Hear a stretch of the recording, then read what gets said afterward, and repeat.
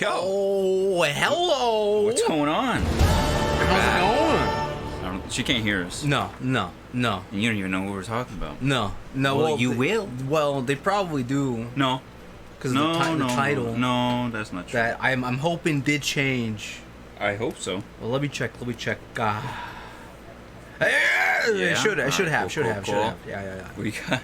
Yeah. All right. How's it going, dude? Dude, it's going good. It's going good. Hey, yeah. How are you doing? I'm okay. I was very cozy this morning, and I did not want to get up, but we did, and we worked on stream before we got here. It's true, we did. Mayhaps you will see some of the results. Yes. But yeah, we got a special guest in here today. Yes. Very special guest. Yes. Very near and dear to our hearts, even. Yes. Do you remember how we even met her? Was it through Uncharted? I don't think so. No? I'm not quite sure, but we'll ask her when it gets to that. But yes. She's been very influential for us. Maybe she knows. Maybe she remembers. It's been very influential for me, for me at least. Yeah, I would say. I mean, she is one of the most. I would even go as far to say interesting person that we have met. Yeah. She has done everything. Yeah. Name something. She's done it. Quick, name something right now. Pooping. Yeah. Well, I don't want to spoil anything, but spoiler alert. She's done it. You can think it, she's done it. Yeah. Think it, do it, dream it. That's her motto. It is.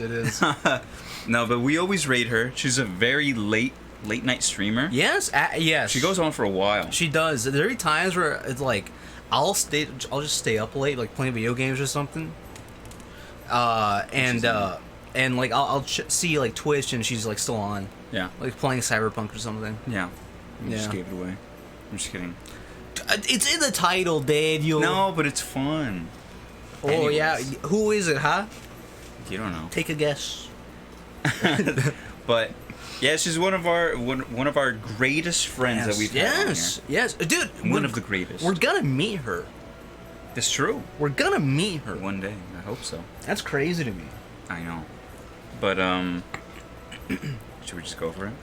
I would say so. Yeah. I see Tara doing this number on to the can. No. You just said the name. It's in the title. Oh my god. All right. Well, we got. Oi. Oh, it's Terran, huh? Yeah, there it is. Yes.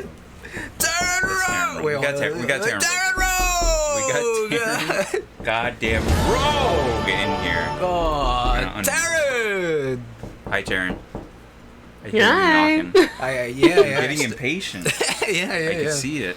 Yeah, she was doing this to the camera. That's true. You know, I was going through trying to time the knocking. No.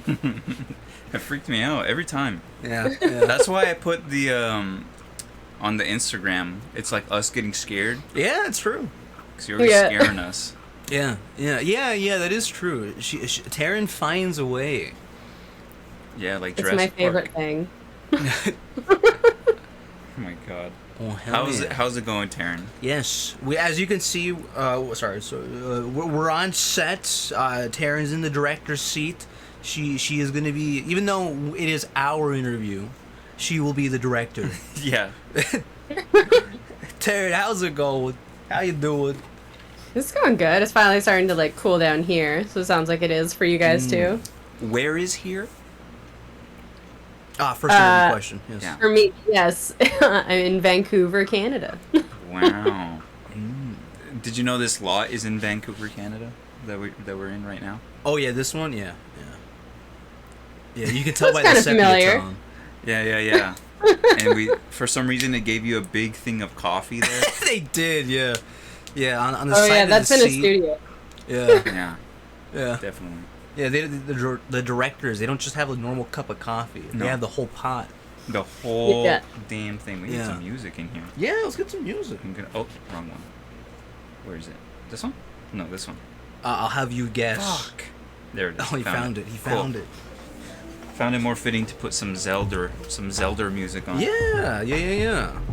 It's big.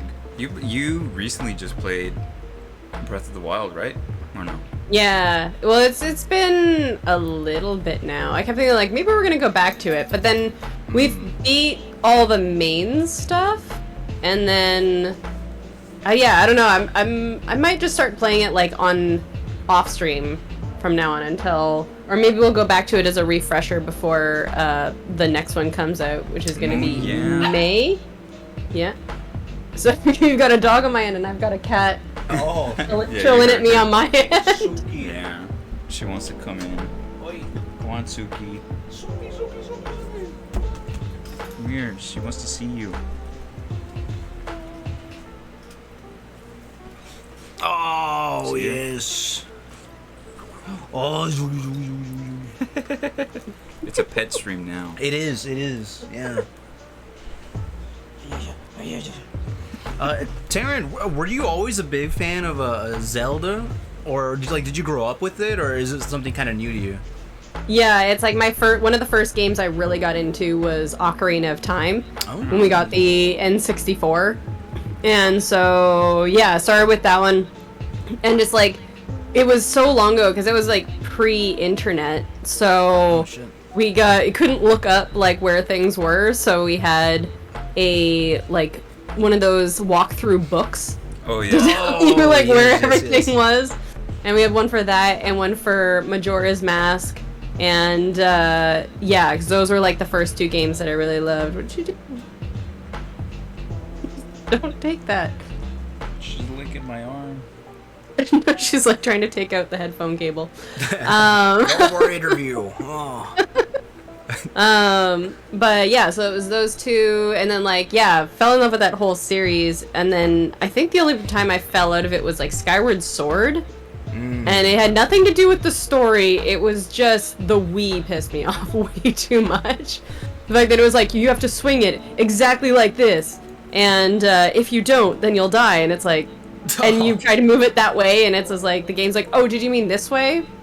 You're like, no, that's not at all the direction that I swing it in. Like, it'd be a Z, and it would be like, Yeah. I played that like way later after it came out, and you have to go hunt down the Wii Motion Plus. You need to get that little dildo attachment. You need like an actual like third party like thing, or it's like an attachment that you need on your Wii. Why? It pissed me off so much. I think that was my final straw with the Wii, because when they said, like, in order to play this, you need to have, like, this attachment, and it's supposed to make the motions better. I'm like, oh, thank God, because it's like, maybe it'll finally make it on the same grade as, like, the PlayStation is, where it's, like, super accurate and really good. And so I bought it, thinking it was going to be better, and it was, like, it was exactly the same. It didn't fix anything. And I was like, what the fuck did I pay $50 for this for? $50. Oh yeah, it's a lot. Yeah. Boy. Yeah. And it doesn't even do anything. No. Yeah, I did not like that one. Yeah. Yeah, and I think I got pretty close to the end too, but like, you know, like any game, the closer you get to the end, the harder the bosses get. Oh yeah. And I was fighting the same one again and again and again, where it was like I was doing the exact motions it was telling me, and it was like, nope, you didn't do it. And then I kept dying, and I just finally went like, fuck this game. That's awful. I finally gave up. And I've been curious to retry it now that there is the Switch, and I think it might be a bit easier on the Switch. But yeah, I was done with the Wii at that point. I was like, fuck this. Yeah, I'm not too keen on it. Yeah. Also, hi Jansen. Hi. He says hi. He goes ow, hi. Ow, hi. Hi, Jansen. All right, you ready?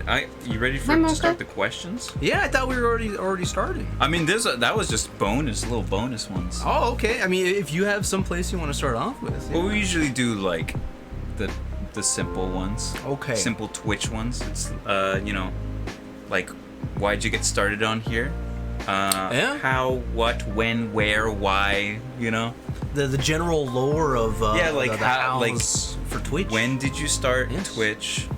And like, how'd you get your name, TerranRogue? Ah, yeah. I started Twitch right after COVID hit, essentially. The name, because I've been thinking about doing YouTube way before, but So that's where the name came from way back then, because I have a friend, the real Mr. Nickel, who sometimes pops into my chats. They've been a friend of mine for like a long time, and they're professional writers. So when I was thinking of a name, of like what kind of name should I put in it? I wanted to have Rogue in the name because at that time I still had my hair dyed like Rogue from X-Men, because I had my hair dyed like that for 10 years. Oh, what? 10 years?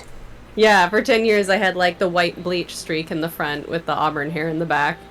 And so I wanted to have Rogue in the name, and I was trying to think of like a way to incorporate that, and then yeah, my friend was just like, well, TerranRogue, because like Terran means human, and I was like, okay. That's so cool. it's like, that's like from way back then, and yeah, and then with your name. It's true. Yeah, I know. That was unintentional. It wasn't until I started streaming that I realized, because then people were like shortening it to Terran, and I was like, oh, that does sound like my name. Yeah. But yeah, because it was like, because way back I was like, oh, maybe I'll figure out how to do it for YouTube, and I was trying to figure out how to record. I bought all this like capture card and all this equipment to try to figure out how to capture playing, I think it was Uncharted 3 when that came out.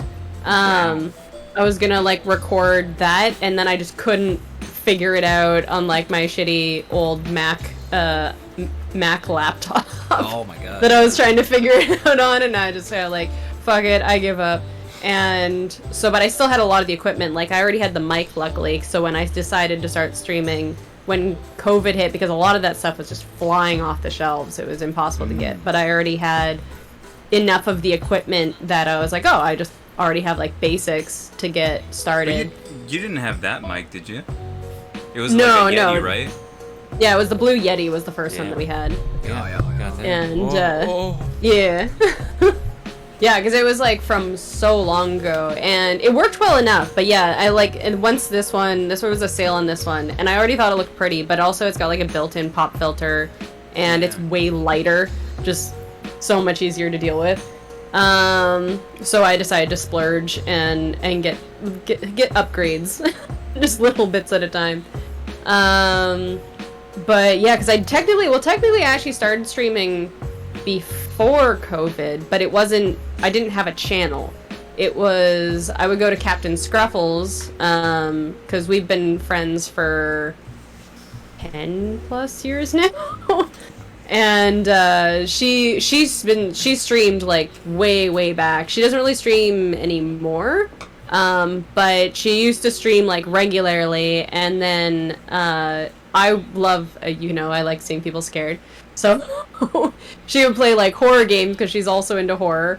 And I think it was Outlast 2 that it's like she was talking about playing it, and she's like, well, I don't have the money, so I bought it for her. I was like, here you go, now you gotta play it and I can watch. And she's like, well, if you bought this, you're gonna come over, and so you can also be scared, because when I tried playing the first Outlast the first time, I could not move like past the first area. Oh my god. And so now she's like, so you're coming over, and so we streamed at her place together, and people are like, that was entertaining, you guys should do this regularly. And so I started going over to her place every week, and we would stream horror games every week. But then yeah, COVID hit and we weren't able to do that anymore, so you were like a little co-streamer too. Yeah, and so it was kind of interesting, because at that time I was like, well, it's her channel, so even people came in, I'm like, they're here for her, not me. And then once COVID hit and we couldn't meet up anymore, I was like, oh, maybe I'll try streaming. And she was like, oh, you should play Life is Strange so I can watch you play it. And so that was like the first game that I streamed. Oh, really? And that's so funny. Yeah. Life is Strange. So that was the first one, and that's when I met Pineapple Sandwich, who is like one of the big streamers She's big, that I know on Last here. of Us stream, right? Yeah, she's like, she plays The Last of Us all the time, but like she basically came in because she loved Life is Strange, and then we started like talking about The Last of Us and how much we love that, and so yeah, and then we've been friends ever since. Have you streamed And so like The Last that was of Us? right away. I did. I don't know if I played the first one on stream, but I well, there you played. go. Yeah, perfect opportunity. Get the new one. Oh, not yet. I'm gonna wait for a sale. Yeah. Like, it's $90 up here. Yeah. So, but yeah, like Pineapple, because I was really worried about. I wanted to stream it, but I was really worried about spoilers, and so she was like, so that she became one of my first mods, so that she could be there to like watch and like make sure I didn't get spoiled. That's awesome. Yeah. For part 2? Yeah, for part 2, because there were people who were, when that came out, there were people coming in who were even like making the names. They were making fake names that were spoilers in the names. Wow. And so like she's saying like don't have the follow alerts on, just because like sometimes then you'll get alerted and it'll pop up and then it'll show the spoiler and the name. And I know there was one time near the end she was really tired because she's in Arizona time, so it's a little bit later for her. And she accidentally shouted out one of the spoiler names instead of banning them. And so it like popped up, and all of a sudden I like looked over because I was like on a laptop. I was on my friend Mega Steakman's laptop that he lent me while streaming through the PS4. And I just looked over and I just see chat is no, just going all the way up because she couldn't delete her own shout out because it was a mod message. She's like, don't scroll up. I'm like, okay. Wow, so you didn't get spoiled at all. I didn't really either, and it took us a long time to play that game. It did. We were in that game because that was still on the old method of like we used to do a game an hour, so we would play a game. Like he would play a game, and then we would both play a game or something like that, and then it'd be another game. Yeah. Within the 3 hours. Very but you know bad. us, we would talk. Very bad. We would talk the first hour, so we only had like 2 hours of gaming, and then separate games. Yeah. So like an hour for Last of Us 2. It took us like months to beat like that. definitely several months. Same with Bloodborne, and then I think after Bloodborne we were like, all right, we can't do. Oh yeah, and that was the first time I've ever had to been. I was like, you have to play this part. It was the part where there's that like big ball of infected. Oh and, like, yeah. I was like, I can't do this. This is too scary now. Wasn't that bad. Looking back at it now, but I didn't know what the fuck it was because there was no like the first one was scary, but it wasn't like that. It wasn't jump scare heavy. No. And you know it's like that. It's very jump scare heavy. Don't lie to me, Terran. There's a clip. One of the areas. There's a clip where I was crawling through this like area, and it's like dark and flashing lights, and you know you're going after one of the infected. And as I'm crawling, I'm going like, this motherfucker is gonna jump out and scare me. And he, like, I said that out loud right after I said it. It was like, bah! Just like jumps from the side. I was like, I knew it. Yeah, like when you crawl under. I remember it's like in the snow, you crawl under the truck. Boom, right there. When you're sliding through the little. I think you called that one. I was like, every time I'd be like, oh, something's gonna. You already know because my shoulders starting to this. I know, that's how I know when to play the jump scare. No, alerts. you asshole. It's like Daniel's shoulders are at his ears. Oh my God. It's my time, By the way, that was one question. Oh yeah. You know how many I have? You can't really see it. Look. Oh my God. We'll get through. Most they're not that much, but they're long questions because there's a lot of information. It's true. Yeah. It's good stuff. Did you want to ask her one? I For think Twitch stuff. Yeah, I think my questions were geared more towards like the movie scene, but Really? Okay, I got one think so. more of a. I think I have one more. I have one that we ask every person. Yeah, that's the next one. Go ahead. Oh, Terran, has there ever been a time when you had to like really like ban someone from your chat? Oh yeah. Like quite a few times. Really? Like instabans? Oh yeah. Oh, instabans? Like yeah, like I remember when like the hotspots were out in full force, like the hate bots. Oh and, yeah. like those for sure were instabans. But like, have you ever had somebody in your community that like they were fine at first and then things just kind of went sour? Nothing's usually gotten too bad because it's like sometimes someone like starts to do something, but I'll tell them, like, just so you know, that's not cool. And then usually they either just stop coming or they fix it. So it's, so I haven't really had like too many issues in that regard. I know of some other people, some of my other friends who have had like some issues where they had to outright ban people and like things got increasingly toxic behind the scenes and stuff. And it's like, luckily haven't had too much of that. What is Mocha doing? She starts to trill and like hit me with her tail. And then she's like, I want attention, and then I pick her up. She's like, not this kind of attention. So I don't know. We always ask that question because we've had I like to think we have pretty thick skin, so we were able to take it.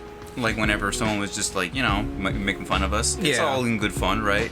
But like when it keeps happening, and it's like new people come in and they don't know what's going on, and then it kind of like looks weird, and like it just gets to a point where it's like a little awkward. No, because it can create like a toxic environment in the chat for sure. You just want people to be there. Yeah, you know?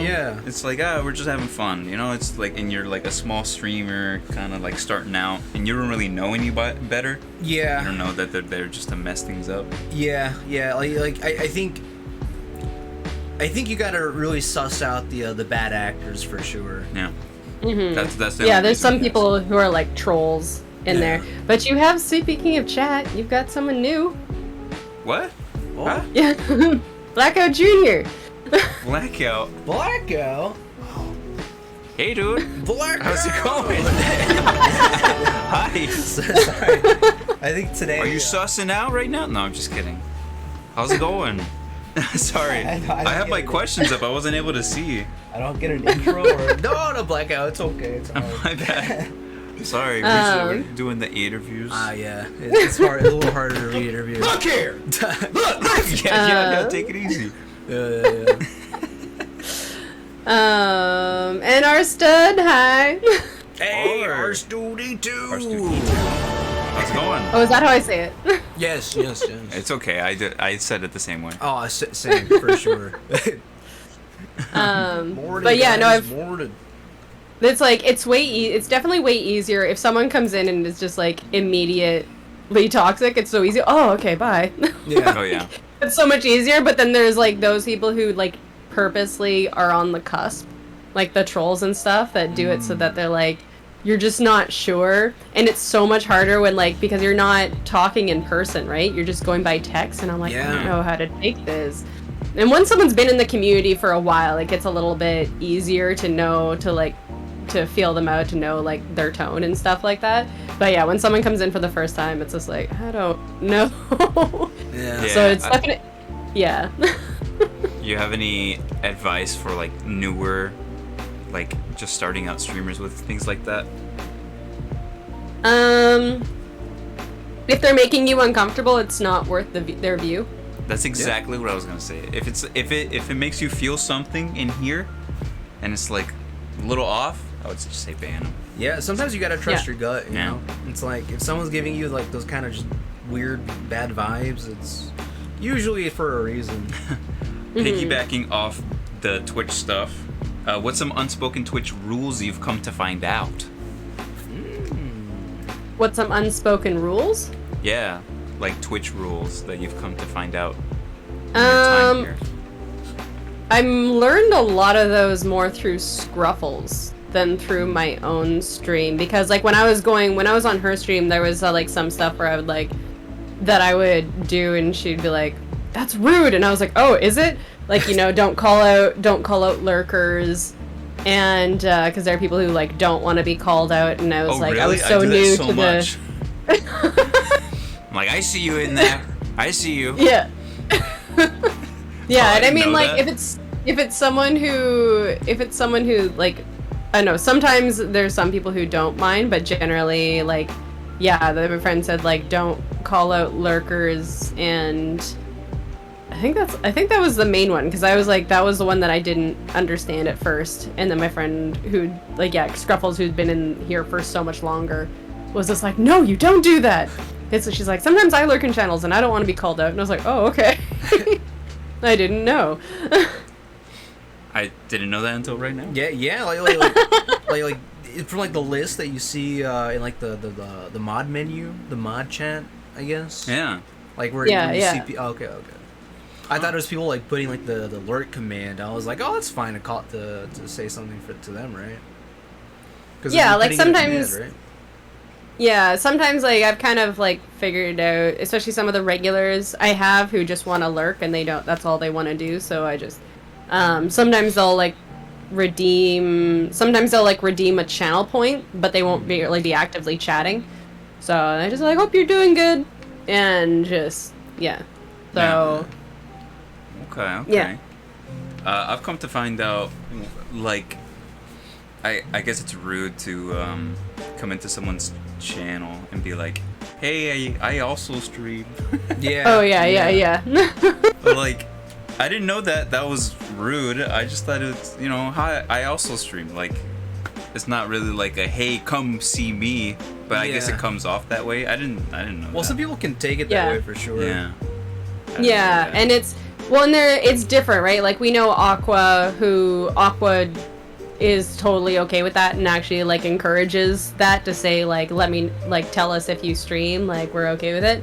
But there are a lot of streamers who, they're working enough on their own thing to not like also have to be like, oh, because then I think it's mostly because it like brings up like, oh, what kind of stuff do you stream? Like suddenly the conversation shifts. I think is like the main reason. So like when you're in other people's streams, it's like it's okay to, I don't know, and every channel's different, right? Like once you've been in the channel for a while, you can kind of feel it out how much like it's a chatting channel where everyone can like talk about themselves, or whether it's like more focused on the game or focused just on the streamer.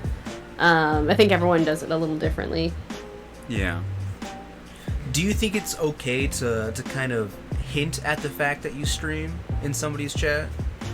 I think if you've been there for a while or so, or if it comes up naturally, but I think, if it's the second you come into the stream, if you're there, then it comes across like, oh, you're only here to kind of like self-promote. Right.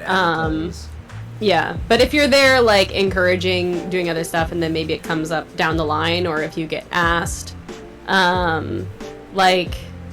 because you'll say, there might be like a wording that alludes to the fact that you stream, like, oh yeah, when I stream this, that also happened, or something like that, but I think most people can kind of gauge whether you're there just to self-promote or if you're like there genuinely. And then there are some channels that are like way more hard. Their mods are way more hardcore about like, don't even mention it at all that you stream, and some of them it's a bit of flexibility. That's crazy. Yeah. Could you imagine? Don't you dare say you play video games or else. It's just like, it's mostly too. Yeah. It's mostly just like you'll see like your comment might just be deleted, and then the mod will be like !rules or something like that. Just to remind you, most of them will give you a warning first if it's like a big deal for them. So how do you feel about it then?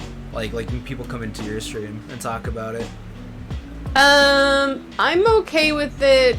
Yeah, I'm okay with it, especially like people who have been in like around for a while, who have like you guys, or Ms. Jones, or Crim, or Hells, like all you guys that I consider friends is like obviously fair game. Yeah. To me, and I'm just like, to me it's just friends talking. But I think it's okay. It's mostly there is the odd person who like the second they come in, they're like, I'm also a streamer and these are the kind of games I play. Oh, this is our please follow me or something like that. And it's just like, yeah, you can't do no. that. You can't. What? That's wild. No. Yeah, especially if like they come in, say stuff like that, and then you never see them again. It's sort of like, yeah, there are some people who that's what they do, and they go around and they think like that's how you network, and it's like, no. Yeah, it's the worst way. That's so funny. It's like, I feel like the better way to do it is maybe to like go around, pop in some chats, and like talk to some people, and then maybe talk and then raid them, like show that you're supporting them, and then just like leave it whatever happens from there. But like, if you're supporting someone, it should always be genuine, I feel like. Yeah. And it shouldn't be entirely on like, oh, I'm only doing this so that they might follow me back. Right, for benefit. You know? Yeah. Yo, we got two freaking kings in here. Oh, 2 kings. Yeah, we got Young Phenom. Young Phenom! And Nick Glover music. Oh, Nick! Nick! What's up? 3 legends, 1 stream. Let's go! Oh my god. Oh, thank you for that, Nick. I was gonna say that I don't mind backseat gaming. Ooh, I think this is where we differ. Really? In the beginning, I didn't mind it. Yeah. But now that like, you know, we have some XP under our wing. Our wing? Our one wing. I kind of don't like it. Yeah. Like I don't mind if someone's like, oh, you know, there's this helpful thing that you're obviously struggling at. Like, Yeah. here. But if someone's like, if you're just starting out in a game, they're like, hey, wait, go here, go here. It's like, yeah. I'll get there. I'll get there. Please, what do you think, Terran? I feel like I get a little bit more sometimes depending on the game, and I think especially being a female streamer, I think that sometimes happens like a bit more. Like Doom was so bad for it. Really? Feel like you should use this gun. You should do this. Oh, why aren't you using this? You need to do this, and I'm just like, yeah. like woman doesn't know what shotgun she needs for this. I'm just like, part of the level. I like this weapon. I'm good. You know. And it's just like there's some games that I find some people are very particular about, like this is the only thing that works, and it's like everyone does it differently. Yeah. So those are the ones that bother me the most. Yeah, the kind of backseating, like I'm a little more flexible than some people. Like Aqua, I know is like completely straight up, like can't say anything about the game. Yeah. For me, I've said, because I know like my mods have kind of struggled with the rules at first. Because I'm like, it's a little flexible, you know, like when I was playing The Witcher, and I'm like, don't tell me what weapons to use, or like, specifically what I should do, or where I should go, but I am okay with someone saying like, oh, this quest was really cool, or like, there's something neat over there if you go there. Like that kind of thing, I was fine with, or like, giving me like back lore to The Witcher that wasn't necessarily in the game. All of that was okay, but yeah, like spoilers are like an obvious no-no, and then yeah, always appreciated if like people ask first, like, are you okay with me saying this? Like that's always the safest bet, is just ask first. Yeah. Like, why are you doing a naked run in Witcher?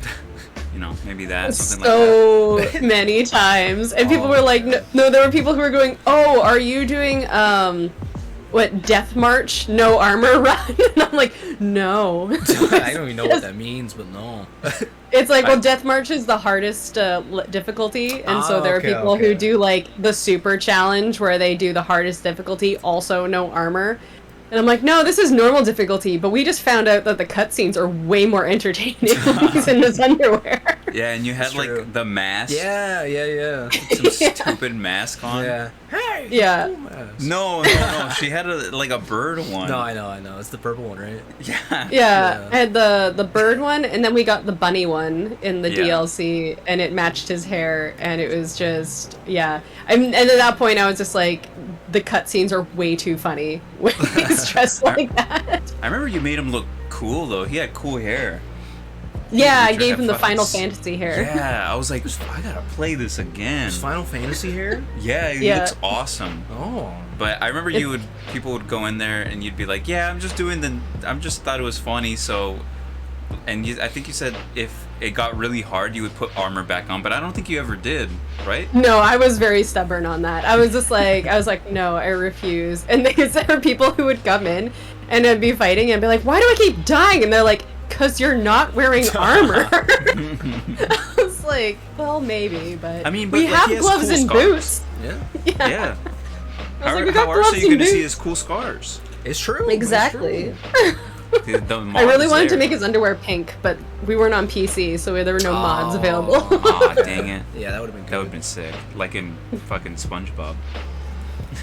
Or like polka dots with hearts or something. Yeah. Oh, yes. Tattoo that says mom on it with a heart. Oh, yeah, that's what Crimson has. Crimson! Crim! Tattoo? He does. It's Holy a heart. shit.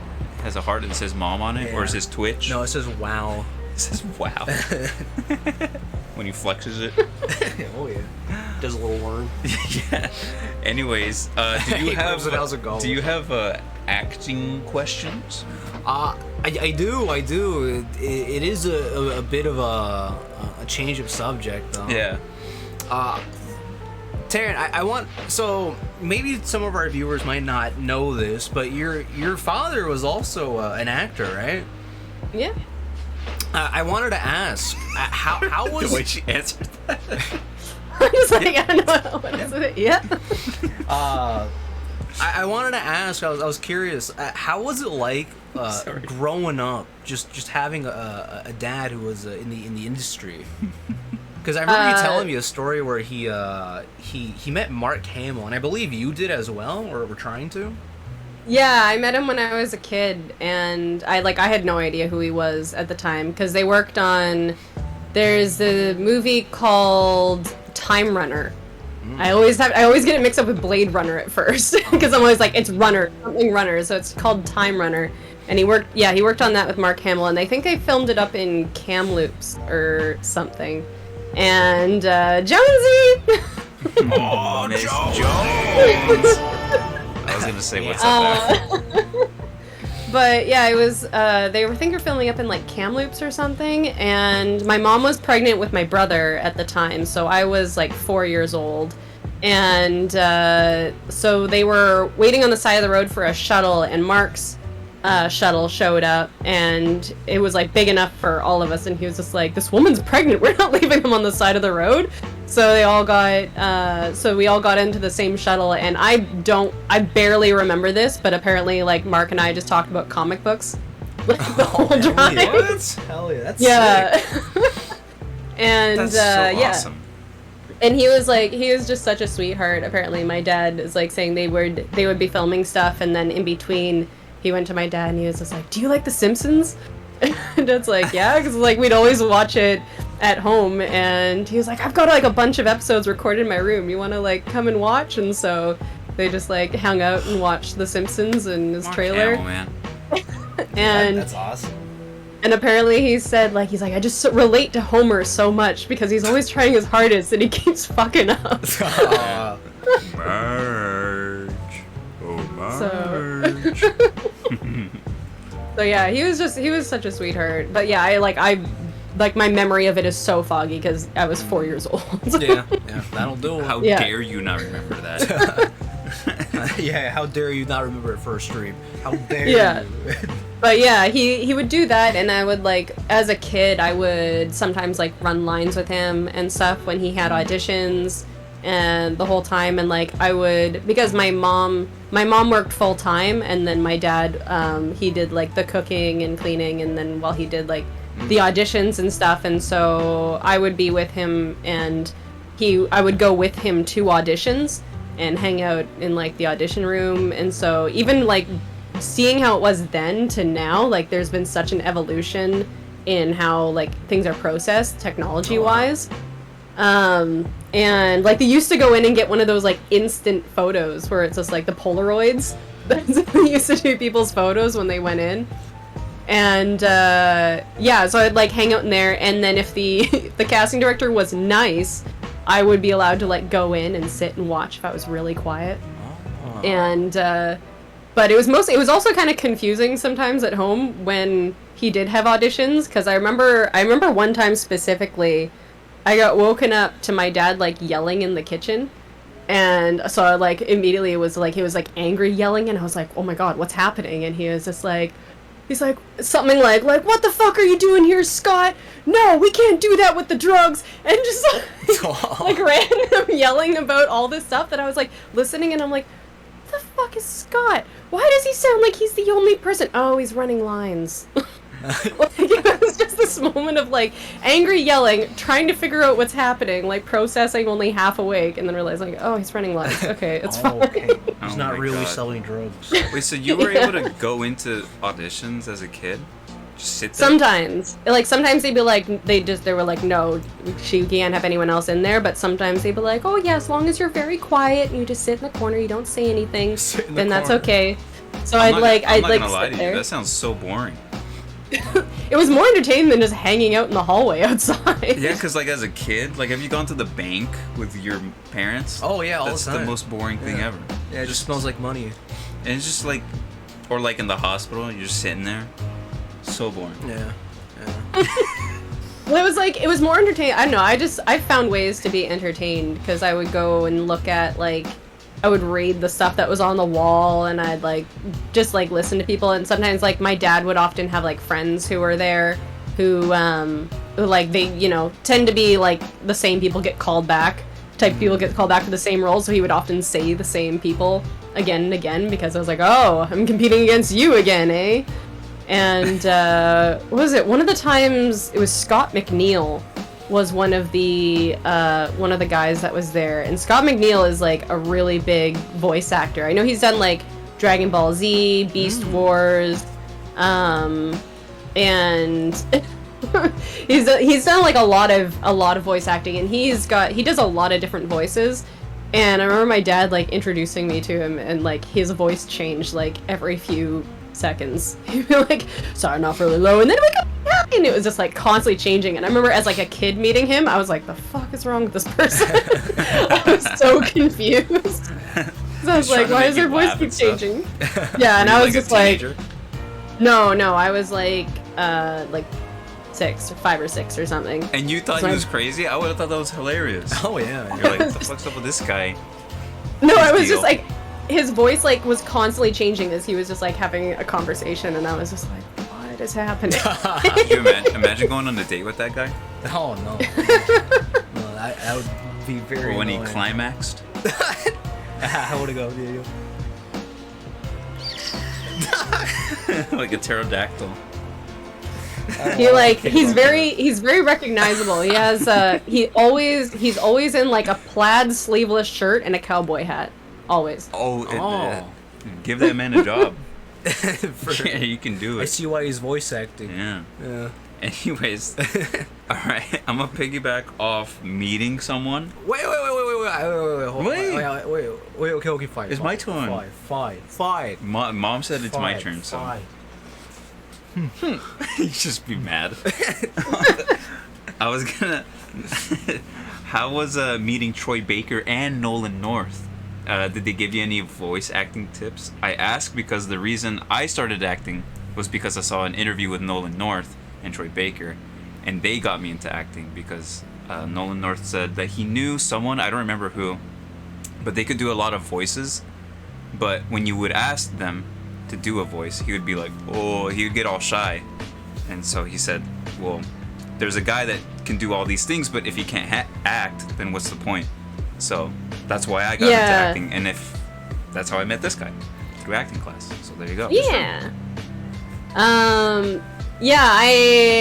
I was I was at the Fan Expo, and I almost didn't go that year because I was like looking at like they had like, oh, here are the big stars that are going. And I was scrolling through, just like and then I scrolled down to like the voice actors, and I saw them, and I was like, oh my god, because it was like same for me. Watching the making of The Last of Us is what made me want to get into acting as well. Watching the like Dev the Diaries. Grounded video. Yeah. It was a video of like Grounded, where it was like they go through the making of, and I especially love like Nolan North, because he does like Nathan Drake voice as well as like the Deadpool voice, like two of my absolute favorite characters. Mm-hmm. And also it was, in every video game ever, these two guys. Have you played a video game? You've heard their voices. Yeah. Like, they're in everything. For sure. yeah. And so that was the funny thing, is I went there because it was Fan Expo, and Fan Expo is like everything. Is like, it's not really anything specific. It's like movies, TV shows, animes, video games, comic books. It's sort of like everything in one. So it's not specific to video games or anything. So they had like no lineup to see them. it was like Wow. dead. Holy and I was crap. so surprised. Yeah. I was like, it was like, if this was PAX, it would be the hugest lineup going out. But it was like, I think just not many people even knew they were there. And there was like a lot of people there who aren't even gamers. And so, and aren't like, don't really watch that much animated stuff or pay attention to the voice actors and stuff. So it was like, they had no lineup. And I was just like, what the fuck? And so there was no paid, like for most of the stars and stuff, you pay to get like a photo shoot with them. There was none of that for them. It was just like you could pay to have a selfie with them, essentially, is what it was instead. So that's what those photos were, like me paying to get selfies with them. Really? And that's nice. Yeah, and I had to pay. Because I dropped $300 on the two of them because it was like it was for it was for both their autographs. Plus a photo with both of them, plus I got a video with both of them that I was just trying to think about where that video was. Yeah, I want this video now. If not now, later. Yeah, I was like trying to think of... I love those guys. And it was because I got a video, and it was funny because when I told Troy that I was going to be, I was like, yeah, I want a video with you guys, and I wanted them to do it together. I was like, do a video together and like talk about, like, encourage me about acting stuff, basically. I was like, give me some acting advice in like a video together. And Troy was like, you don't want us to do it together. He's just like, are you sure you want us to do it together? Like, or you'll get your money's worth if we do it separately. Because trust me, if we do it at the same time, Nolan's just gonna talk the whole time. And I was like, well, I kind of wanted them to do it together and do it as the voices of like the brothers Drake. And oh wait, when was this then? That was after this.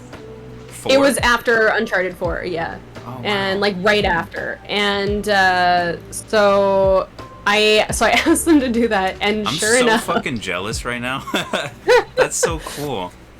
it's like sure enough when they did the video together. First of all, Nolan completely forgot right away that they were doing that voice as the character.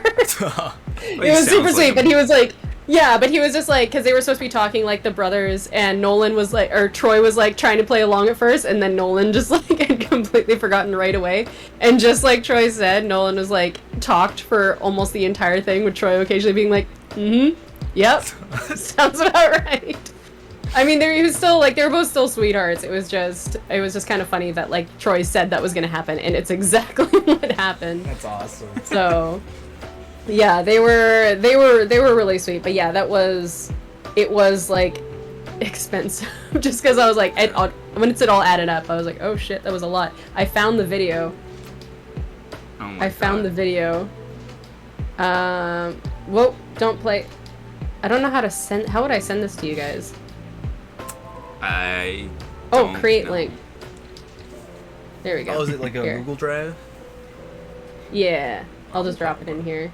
Because it was a video of them, and it's basically Nolan saying like, Hell yeah. why would you want to be an actor? Oh, look there.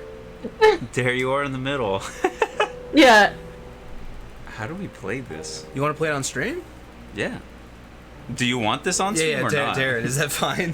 Oh wait, this is the wrong one. Because I had to flip it because they accidentally turned the camera upside down when we did the video. So wait, I'm gonna send you a different one. Yeah, and yeah, you can play it. Oh, You can play it. Is it like super long? It's 20 a minute minutes? and 30. It's a minute and 39 seconds. Oh, okay. I was imagining it just goes on for 20 minutes. Yes. It's for the stream. He's looking back at it. He is. But yeah, they were great to meet, and I just couldn't believe that there was no lineup to see them, and that's dressed as Maleficent. That's my friend Justin. Oh, do you want me to change Let's this? switch it to... Let me just switch this real quick. Yes. That way we can pull up the video. That way they're not seeing all your porn links, dude. Yeah, I don't want them saying it's mine. They're mine. Man, they're mine. It's upside down. Yeah, Terran. I think the first one you sent was the right one. No, because it starts upside down and then they flip it. Oh, and the second one? Yeah. Oh, okay. Oh, Yeah, because that's okay. that's the issue. Is the first one starts right side up, and then they're like, oh, it's upside down, and then they flipped it, and so I had to go in and adjust it. I was like, had to turn it so that it starts upside down, and then they're like, oh wait, and then they flip it. Because it was like, it was way back on a Sony phone. Sony, eh? They're familiar. Yeah, I used to have Sony phones. They work for PlayStation. You get it? Oh, I did not like. Come on, man. That was funny. All right, here we go. Here we go. Okay. Yes. Should we use theater? Yes. Sure. Let's try it. There it is. Wow. That's Maleficent. Yeah, it's my friend Justin. God damn it. He's perfect, this man. What's wrong with you?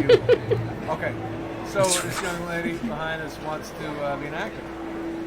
Terrible mistake. It's a terrible idea. Sometimes I dream I'm not doing this, and there are elastic, clear snakes biting at my face. Right. He actually had that dream. I think he's joking. Yeah, it's not a joke. I think Troy in an earlier panel gave really good advice that I'll steal and take as my own, unless this is being recorded, is to find the best you and then bring out every character out of you, rather than always trying to just wear the mask of a different character. Play you in every role that you get, and be true to that, and know that you are enough. You don't have to Yes. Please. Don't try to impress. Yeah. Don't try to please. Don't go into a room in an audition trying to give them what you think they want. Give them what you have, and if it works out and that's what they want, you get the job. If not, that's just the way it is. That's how it breaks down. But in my estimation, and I think he'll back me up, when it's meant to be, it's meant to be, and that's just stay true to it. Did he fall asleep yet? Is he asleep yet? Okay. Everything he said, but in French. That was awesome. Hell yeah. Wow. Hell yeah. Yeah, so basically it went like nice. exactly the way Troy said it was going to. It did, yeah. Yeah, he went, yes. Yep. Yeah. Oh my goodness. But yeah, I was so like ecstatic. I mean, yeah, you were stunned. You were scared stiff. Oh. Yeah. Yes. It's true. She was grasping onto the one ring, just like trying not to get to succumb to it. Yeah, you were clutching your chest. There we go. But you said there wasn't a line. There was a huge line. What are you talking about? No, like that compared to everything else, like that was like nothing. And then it was like, and then it was gone. And then the lineup actually wasn't that long. It's actually like, it actually goes only a little bit, and that's it. There are other lines that like go and like wrap around and stuff like that. Okay. And so like and that was like, it ended just behind there. It didn't keep going. So yeah, and then it was like, once those people were through, it was like I walked by again later, and there was like 2 people in the lineup, and I was just like, what the fuck? I'm surprised, yeah. I would have freaked out. I would have been like, oh my god. Yeah, you would have pulled your hair out and started screaming. Yeah. Yeah, but it wasn't the one. It wasn't the One Ring. It's Nathan Drake's ring. Oh, okay, that makes a lot of sense. Oh my god. There's so many rings, okay? There is a lot of rings. There's a lot of I will rings. say. The ring of Cockworth. I was about to say. The ring of Coxworth. Where's that from? I made fun of you because you were like, "Oh, go back. You need to go get the ring of Cockworth in that's Dark right. Souls." Anyways, That's right. That's back right. to Terran. I went to Comic-Con once and I saw cosplay Chris there. Big cosplay, like how to do things kind of guy. He's an Australian. He's right? Australian. He's Australian. And I saw him. There was no line, and I went right up to him, and we talked. I like showed him I was Nathan Drake, so I showed him that, and he was like, chuffed, as they say. Chuffed. And then I was like, "Can I get a picture?" And he's like, "Pictures are gonna be $10, mate." And I was like, "Oh, okay." I didn't have cash, and I was like, "Oh yeah." He's like, "It's okay," and he just took a picture with me just because. Nice guy. So I was like, "Wait, how much did you pay?" Because I was like, I didn't have money. I was like, fuck. Well, I don't really want to go to an ATM. Yeah. Go get $10. That's Yeah, nuts that it's- you paid $300. Well, it's because like there are actually people there making sure, like it's not going directly to them, it's going to the convention, and so like there are a few of them. There are a few of those actors that like when they're wandering around and stuff, they would take like selfies with people. But generally, I do think there are like rules around the convention because the convention's paid for them to be there, and getting like people paying for like the autographs and the selfies and the all that. It's like that's how they make the money back. So if they were to just be like, oh yeah, sure, like you don't need to pay, just do it, like that's not really for their call. I don't know how it was for the Comic-Con, but I know that's how it is for the Fan Expo. Yeah. Yeah, he was just like, it's okay. Yeah, I have a feeling Yeah. like he's probably like the type of guy to be like, no, I wouldn't want to like have you pay for that. I don't know. It was cool. I have a cool picture with him. But It could also be like if they paid for a panel, like if they weren't invited there but they paid for a booth to have there, then that's how they make the money back. So like that's another one because there are some cosplayers who like buy a booth and so they've put in money for it, and so that's how they make the money back. Yeah. So Makes sense. in order to talk to them, you had to pay, or was it just the video? No, you didn't have to pay to talk to them. Like for any of like the celebrity guests and stuff like that, you don't have to pay to talk to them. But it's like I have gone up and talked to a few celebrities with like not the intention of paying, but like it's so awkward because you go up and right away there are people there. They're like, oh, so what picture do you want to buy? And like which picture do you want to buy to have them sign, and like they're there to like take your money, and when you kind of go like, oh no, I don't want any of that, it's just like this awkward silence. I know it's one of those things where it's like you don't have to, but it's sort of like it feels awkward if you're not paying for anything. Really? Yeah. I didn't think you were supposed to pay at all. I thought they're there to meet the fans. Oh yeah, like it's not even the interaction. Like I think it's mostly when you go to the actor and they go like, oh, so what am I signing? And it's like nothing. It's just because it's sort of like, Just want to breathe your air. yeah, it's like it's just kind of funny because it's like I don't know if I'm like supposed to feel bad about it, but I do. You know, I just feel like Yeah. guilty of like I'm just there to talk to you and Yeah, I don't I want to pay felt- for anything. I felt weird after he was like, "A picture's gonna be $10, mate." I was like, Yeah. I was like, oh fuck, I'm like wasting your time. I felt Yeah. like Yeah. I'll think about it every now and then. I'm just like, ugh, like I cringe a little bit. But you know what? I think they're at the very least appreciative that like someone would even want to like come up and talk to them. You know? Yeah, I went that year because Yeah. he went. I was like, I want to meet him. What the hell? Yeah. All the way from Australia? And he did. And I did. Yeah. And everyone's different. There are like I think some actors who get a bit more like, you know, have a bit of attitude, you know, but for the most part, like even like we were talking, like I worked on set just earlier this week and talking with some people about like actor attitude and stuff like that, saying like there's very few actors I've ever come across that have attitude. Like generally all of them are like are really welcoming, and like there's a number of actors who I've even been able to like say like, hey, I just want to say I'm a big fan, and they'll be like, oh thanks, hi, what's your name, and they'll like introduce themselves. Oh. But yeah, there are some actors you kind of get a vibe when you're on the set of like which ones, and obviously if it's an intense emotional scene and stuff, don't do that at all. But if it's like a casual thing, they're off camera, like kind of relaxing or something, they're like, and you can kind of feel the energy. But whether it's okay You're or a vibe not. technician. Yeah, I'm an Feel the empath. vibes. It's the empath. I like Daniel's verbiage, vibe technician. Vibeneer, if you will. Yeah. Yes. Did you have a question?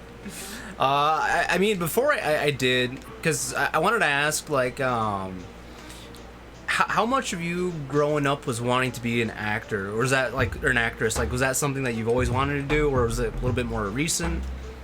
It was like I was saying earlier, it was after I watched the making of The Last of Us, because I'd actually avoided the industry for a long time, because I'd watched my dad go Right. through it, and I saw how much of a pain in the ass it could be at times, how like much of a struggle it was to even just get your foot in the door, like all the stuff you have to do without being paid just for a chance to maybe get paid eventually. Yeah. And to me, I was like, oh fuck, like even if my dad couldn't go like the full distance, like what are my chances? And so I avoided the industry for a long time, but there's a lot of like stuff that people say about visualization, like to visualize like what do you see yourself doing in the future? And I realized that I was like always kind of envisioning myself doing that kind of stuff, like doing acting. And I kind of decided decided after watching that video, I was like, you know what, just because it's going to be hard, it's not a good enough reason not to try. Yeah. And so I decided to take a class and see if I liked it, and then I loved the acting class, and so I kept going, and at this point I'm kind of at a crossroads because it's still such a pain in the ass just trying to get a principal agent to get you auditions, to maybe get a role after that. And there's like ways that the union's really fucking with things too. Like the fact that I'm an apprentice member in the union, which means I'm not full union. I'm kind of like, I'm in limbo, I'm kind of in the middle there. And the issue with that is the second you're in the union at all, you can't accept any non-union work. But a lot of agents want you to be non-union, so that they want you to be non-union so that you can still do non-union work, because a lot of commercials are non-union work, and a lot of them believe that that's where all actors should start in commercials. A lot of them feel that way. And it's just easier to get you in if you're non-union. But because I do stand-in and background work as well, the pay for non-union is minimum wage and minimum 4 hours pay. So it's like, what is it these days? I think it's like $16 an hour and minimum 4 hours pay. But for union pay, which I'm not guaranteed union pay, but being an apprentice member, you're only guaranteed if you're a full member, which you need 3 acting credits to get, and I only have 1. And it's like, so I'm not even guaranteed but I am slightly higher up the ladder to be able to get those gigs. And then that pay is like $25 an hour and minimum 8 hours pay. Yeah. So minimum $250 for a day if you're going out there, no matter how long it is. And then if it goes longer, you get more overtime. But if by hiring me, I'm also in a tough spot because productions will get in trouble if they hire me over a full union member. So there's like a lot of ways that the union is kind of like interjecting and fucking with things, that it's like, even if they want to hire me because like they know I'm a better worker or I look closer to what they want or something, the union will actually crack down on them and they'll get in trouble for hiring me if they know a full union member was available that they skipped over. Interesting. So, yeah, and they claim it's like, well, that's what the union's there for, is to help its union members, and I'm like, I'm a fucking union member too. I'm paying union dues, but it's like, you really don't get help that much until you're a full union member. You get helped like in a bit, the basics, like making sure that you're taken care of like health-wise on a set, but yeah. Wait, what did you say that your kind of like area is right now? Like what was it, an introductory union member or an apprentice union member? What was it? Yeah, I'm an apprentice member, because you start off as a background union member, which like really does not do anything at all. All it does is help you count hours, because once your hours get up to, I think it's like 1,600 hours or something, then that you've worked, then that counts as 1 credit. So that's how I've gotten like my first credit. And I need 2 more acting credits in order to become a full union member. So yeah. as an apprentice, are you able to take like non-union jobs as well, or is that just a strict no? Oh, okay. So nope. And that's what makes me so mad, is because I actually had to. I almost got a job as a lead on a series, but it was non-union, and they couldn't. They were actually applying for a union permit, but the union was like busy and didn't get to them in time, and so they couldn't hire me. And so I couldn't accept the job because I'm like not allowed to work non-union work, even though I'm not really getting all the benefits of being a full union member. Yeah, So, that is a tight spot. Wow. Yeah. And all of us in like the same spot of the union, of the apprentice unionship, know that's bullshit, but we can't do anything. We can't say anything because we know that if we try to speak up to the union, it kind of puts us on like their watch list or something. Yeah, blacklist. And it'll not blacklist, but they like just maybe keep an extra eye and make sure we're not doing any like, even like doing a project with a friend is considered like that's not union. Really? Yeah. Really? So we can't upload our Phasmophobia skit. Yeah, they'll crack down on you. No, my friend said that like technically anything I do under the name TerranRogue, I can like call it as something different. It's somehow it's separate Your alter from ego. Yeah, or it's something like that. That it actually is kind of separate. I can do stuff under the name TerranRogue, and it would be justified. So yeah. Okay. Loopholes. Okay. Yeah. I have the question. You ready? All right. I don't know. It says on your website that you discovered your love for photography while traveling through Europe and Japan. Was curious to know when that moment was when you thought you had to take a picture of whatever you were looking at, and you were just like I need this now, like, and you took a picture of it. Like, was there like ever a moment like that? Was that confusing as fuck? It was, yeah. A little. Like, You mean like what made me want to take a picture of certain things? Like, when did that? Because it says like that's when you found your love for photography was when you were traveling. I just want to know when that moment was. A little bit more specifically. Yeah. I think it's just I think I just kind of slowly realized that I actually really enjoyed it. You know, because I took a lot of photos. I took a lot of photos when I was backpacking through Europe. And then when I was in Japan, I also took a lot of photos, and I loved like figuring out the right angles and the right lighting and stuff like that. And then I'd bring back the photos and I'd be like, "Oh my god, your photos are so good!" And I was like, "Are they?" Yeah. And so So I just photos. Yeah, so I don't know. I just kind of like, it was more of like a slow realization of like, oh, right, this is a job for some people. Yeah. And so I started I took classes after that. And that's actually where I met Captain Scruffles, is in photography class. Yeah, we met, and I think one of us had, I think I wore my Mass Effect hoodie or something one day. And then that's when we found out, and then like she brought it up. I think we started talking about like video games and stuff, and then and that's how we met and like became friends. And then I started luring her into my house because she mentioned like, I'm kind of curious about watching anime, and I'm like, I have DVDs. Come in, drink. Yeah. Please be my Freaking like 4 DVDs. Yeah. Yeah. I was like, I've got some videos. Do you want to come in? That's how I make friends. You lure them into I've your got house. anime. I've got anime and alcohol. Hey, you know what? That's good. I was also gonna ask, what was your favorite place to visit, since we were talking about traveling already? There's a number of places. In Europe, my absolute favorite places when I was backpacking, because I went to Greece, Italy, Ireland, Scotland, England, Spain, Germany, Holland, Belgium, and France in 2.5 months. And shit. Yeah. You were exhausted. Oh yeah, but I was 19, so I had like all the energy at that age, because it was like literally I'd like just turned 19 like a few months before. My friend actually had her 19th birthday, like our first day there. Oh shit. And in Greece, and is that where you started?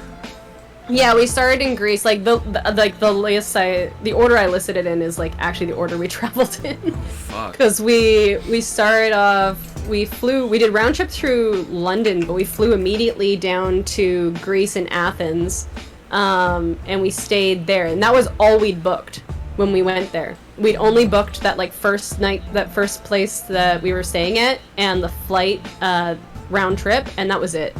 And so we arrived and then started figuring out where we were going to go next. And so from there we took like a ferry over to Corfu. We took a bus and then a ferry over to Corfu Island, and then we took a 26-hour ferry up to Florence, up to Venice, and then immediately hopped on a train to go down to Florence, and then another train down to Rome, and then we flew from there up to Dublin, and then took trains from there to Galway, down to Killarney, over to Kilkenny, back up to Dublin, flew to Edinburgh, took a 10-hour bus down from there to London, and then took a train from there to Canterbury and stayed with my friend's aunt, and then took a train from there down through Paris, one night in Paris, and then 18-hour train ride from there to Barcelona and in Spain, another 18-hour train ride from there to Cologne in Germany, train up to Amsterdam, over to Bruges, day trip up to Ypres, and then train back over to Paris, and then train back up to London and then home. Quick trip. I'm so tired now. I feel like I've been on the journey. It's like and that was so I didn't really start drinking until going there too, and so like I had a really high tolerance always, and so I was like okay doing all of that, but we stayed up till like 3 o'clock in the morning every night, and would get up at like 7 o'clock in the morning every morning to see the sights and get the free breakfast. So yeah, not much sleep while we were away, but hi Sentient. Flan's in here. Flan. Also Rudy. Rudy Flan. Yes. R2D2 says your dad did something like that back in the day. Oh, you know what? My dad, he would tell me like little snippets of like times he would travel. He told me about this one time. I think he was in Italy, and this old Italian man invited him into like a tent or something and gave him coffee, and he was like, "Oh, what is tea?" You know, because he was like, fuck tea, like coffee's like where it's at. Oh, and then I don't know how much of that story is true. I was like, what do you mean? Like, what is tea? No, I mean, he's like, I know what you mean. Yeah. I was like, the coffee was so amazing that he was like, oh, I don't even know what tea is anymore. Yeah. That's cool. But yeah, I'd say my favorite places were Florence. Florence in Italy was one of our favorite places, and Bruges in Belgium, Kilkenny in Ireland, and Edinburgh in Scotland were our 4 like top places in Europe that we went to. You didn't like London? London was good, but it wasn't our favorite place. Like our favorite places were places that we would just like wander around and never got bored.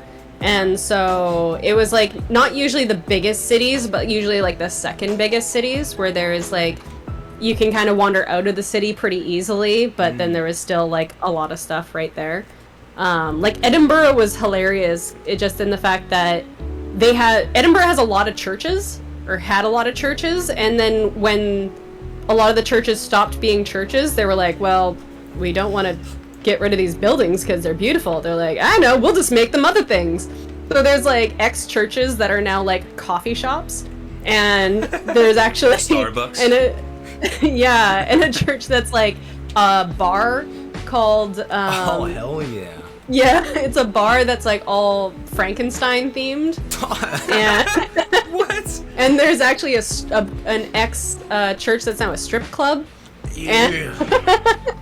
What's called So, Come for Your Sins, or what? Come for your sins. we didn't go there, so I have no idea what that one was called. But sure. yeah, they. But yeah, those were our favorite places to go. Were those places, and then Okinawa in Japan is another one of my absolute favorite places I've ever been, and Osaka is always going to have a near and dear place in my heart because that's where I lived when I was living in Japan, because it was like the Vancouver of Japan. It felt like a coastal city where everyone's like a little chill and like yeah. That's cool. Yeah, that sounds nice. How long did you live in Japan for? For 4 months. Oh, okay. I mean, that's still a decent amount, right? I had a 6-month work visa, and I intended to go there to teach English. Apparently that was all I was legally allowed to do, but I did not know that. Because it was like, apparently there was fine print on my visa. It was like you were only supposed to teach English. And I got there, and one of the biggest companies that taught English had just gone under. So everyone was out looking for English teaching jobs, and so everything either said I had to already have been working in Japan for a year in order to get the job, or I had to sign a contract guaranteeing I'd stay there for a full year. And I was like, well, my visa is only for 6 months. I don't even know if I can get it extended or not. And I also didn't want to necessarily stay in one place for a full year. And then I met someone at the Kyoto hostel that said like, oh, I work in a bar in Tokyo. And I was like, oh, there's a thought. I guess I could just work in a bar. And yeah, I didn't realize till later that I was like, oh, that was totally illegal. Didn't realize till I came back that I was like, the fine print actually said that I was definitely not supposed to be doing that. Oh, shit. And I was like, oh, that's why they paid me in an envelope of cash at the end of every month with no record of my hours. I was gonna say, did they pay you like under the table or something? But I guess essentially, yeah. I just get like an envelope with like basically just over $1,000 in yen. Oh, and shit. I don't know how much I that was is. like, wait, that's a lot. I was like, oh. Is that a Yeah, lot? it's like $1,000 in yen, so it's because it basically, you can take the US / because it'll vary depending, but like take a US or Canadian dollar and just get rid of the decimal point for the cents, and that's what yen is, because yen doesn't have like dollars and cents, it's just yen. So like 1 yen is pretty equal to 1 cent, and 100 yen is pretty equal to like $1. Okay. And then whether it's closer to the American dollar or the Canadian dollar just fluctuates depending on how the currency is at the time. That sounds like how it is in Mexico. Yeah. Yeah. Yeah, it's like it's just like a single currency, no dollars Yeah. or cents. So, yeah. Yes. I think that's like most of the world. Yes. We just From like to what do I shit know. differently what over do I here. know, though? Yeah, it's true. Like it's Fahrenheit. Fuck that. Yeah, it's it's- Fahrenheit now. True. They are our freedom units, Daniel. Well, it comes from like the UK. No. Because the UK has dollars we and made cents. it up. Oh, Yeah, okay. yeah. No. We did it. No, it's all Your loonies and toonies. Oh my god, don't even get started. Right. Well, you guys got rid of one of them, right? Your pennies. Oh yeah, we got rid of pennies a while ago, What were they called? like years ago. Pennies. Loopies? Oh, okay. I thought they had some kind of wacky name or something. Yeah, I thought she was gonna say. She starts speaking like an alien. Yeah. Yeah. Hey, Yeah, can you no, pass we me a- just it's only like a loonies and toonies. Those are the only ones that got those names, and it's because the $1 has a loon on it, and that's What why the it's fuck like is that? You can't just say a bird. you never heard of a loon? No. A loom. Okay. A A loon. loom. loon. That's a Luna. no, but L- with the M. Yeah, it's like No. in Valheim. Yeah, that's like the L-O-O-N. cotton thing, right? Yeah. Loon. Loon. No. Yeah, Loon Daniel. You're making things up. I know a moon.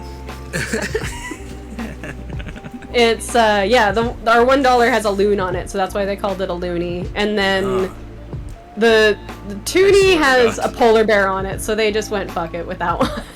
We'll And make they it said rhyme. Tony? Yeah. Not polar berry. Yeah, no, they were just like, the first one's a loony. They're like, this one's $2. What do we call it? Toonie. Oh my god. Oh, Wait, so you don't have like Toonie. do they have presidents over there, or do they have kings and queens? They have prime ministers. Yes. You don't have any prime ministers on your money. You have animals. No, we've got on the paper we have no, and so on the back of our coins we have the queen. The backs of the The one that coins just all died? have the backs For of real? our coins all have the queen, yeah. And so they're all Queen Elizabeth on the coins, and like various stages of like if you have older ones it's her when she's younger, and then the like newer coins have ones as her as she's older, just the profile. And then the paper money, I think it's the $5 bill that has Queen Elizabeth on Should it. I? And then The rest of them have like our prime ministers. I'm sorry, Terran. Daniel's making a really funny face. Should I? Should I say it? Go ahead, Daniel. I don't know what you're gonna say. So the next phase up is the coffin. Come on. No. I didn't even get that. What? Come on. Go ahead, Daniel. Repeat it. So the next upgrade of her getting older is the coffin, or what? Oh yeah, no, we don't know. That's what like Sentient was just saying. If they'll put the tombstone on the money in Canada, but snub Charles. Yes. Because me and Fawn, man. It's funny because we were kind of talking about that earlier because there's been so much, like I've also watched the Crown recently, but how like in Canada it's basically we have a relationship to the Crown, but it's like purely they actually don't have any power over Canada. Yeah, we have confused. The Commonwealth, right? They used to carry more power like way back, but we have a governor general is one of the people in the government that we have, and their role is specifically to go between the Crown and the Canadian government. But even if let's say like Canada wanted to pass a bill and the governor general went to the Queen and the Queen was like, no. You can't do that. We'd be like, well, fuck you. We're doing it anyways. Like that's how much power that they have. They have like it's all just symbolic. So they're just your parents. It was basically Robin Williams. I think said it the best because he said the difference between like the U.S. and Canada is like we're both like the children of the Crown, but we still call our parents. That's funny. That's pretty accurate. Yeah. Yeah, no, we don't. No, in Australia is where they sent prisoners. It's true. It's true. Yeah. What? You don't know that? What? The origins of Australia? England, we had a bunch of prisoners, and we were like, where do we dump them? Oh, there's a big island. There's a big island over there. Let's just go dump all our prisoners over there. And literally now on the other side of the world. Yeah, but if you think about it, like that's one thing is they've gone and colonized so much of the world that it's stupid, like to the point that it's ridiculous. Oh They're just like, this is ours, and it's like it's so far away. Why do you want it? So yeah. It's ours. Oh my god. The Crown. They want everything. Can I ask my third question now, or? Look at that. Well, we'll have a part 2, okay? Part 2? Yeah. At some point, we'll have a part 2. Okay. Hold on. Yeah, we have a Canadian Australian here. It's true. It's true. Anyways, it also says on your website that growing up in Circus West school and dance classes that you fell in love with performing arts and that led you to pursue acting from watching TV shows and movies. What were some of the shows and the movies that you saw that inspired you to act? Wait, what did I say? It said that you would watch TV shows and movies and that inspired you to act. I just want to know which shows and movies were you talking about? I think it was like I said before, it was the watching like the making of The Last of Us is what really kind of made me, because it was watching them like work together that I was like, oh, that reminds me of how it was. Because I feel like when you hear acting, you just think about like singular person just acting on their own. But then watching a making of The Last of Us really showcased how much of a teamwork it was actually, and like working off each other, bouncing ideas off of each other. And that really reminded me of how it was when I was in my circus school. And I realized kind of how much I missed that. And I have always loved TV shows and movies. I mean, specifics, I guess, like Alien is one of my absolute favorite movie series of all time. And I actually just did a podcast where we talked about it a lot in my friend's podcast channel. He's a big Alien fan, this guy. It's true. Yeah. I have an Alien xenomorph right there. Yeah. Nice. I got like my friend gifted me an Alien T-shirt for my birthday this year. Oh yeah. I've never seen it. I don't know if I've worn it on stream yet. I wore it for the interview on the podcast. But yeah, like Alien, like Ripley, like Sigourney Weaver in that was like one that I absolutely loved, but I wouldn't say that was like one of the ones that made me acting. I just love TV shows and movies, and it's not until I've been working on it more now, doing background, like I've been in it for 8 years now, that I've really gotten a sense of exactly how things work behind the set, and it's given me even more appreciation for how things run. And now when I like watch shows, I try to still allow myself to like get into it and not overanalyze stuff, because I think that's kind of how you can ruin it for yourself. But yeah, like I start to notice like some things like a little more that I didn't before, or at least when there's something that I think is cool, I know who is actually in charge of that thing. Like, oh, that's like really good camera work, good job on like the camera ops and the DP and stuff. And so yeah, so it's given me a lot more appreciation. But I think when I was in the circus school, I never had a desire to pursue circus as a job. I had friends who did, like my best friend, she's a professional circus performer, has wanted to do it since she was 6 years old, but I never wanted to, and I did definitely miss performing, is what I mostly found. Like after I'd been away from it for a while, I sort of realized like, I kind of miss like that environment, the performing environment, the adrenaline rush and all that, so yeah. Did you ever do any like theater? And would you say like that's like similar? I did a little bit of theater. Mostly I did a Snow White pantomime also with the circus school. Cause like the thing with the circus performing, it's theater, cause we were doing like Cirque Nouveau style circus, like the Cirque du Soleil style, where it's like we're using movement and stuff to tell a story while doing like circus performing. And so we would do that, and then, but there was no words. There was no like speaking and stuff like that. So I did find that like the second I had to talk, like when we did the Snow White pantomime, that was when I was the most nervous. I have zero problem being like present on a stage, but the second I have to talk, I would just be like freak out, and I didn't know what to do. And so that's why like streaming's actually been insanely helpful for that, because when I first started streaming, I was so nervous. I was like, to say anything, I was so worried about like saying like the wrong thing or saying too much or too little, and I just like froze.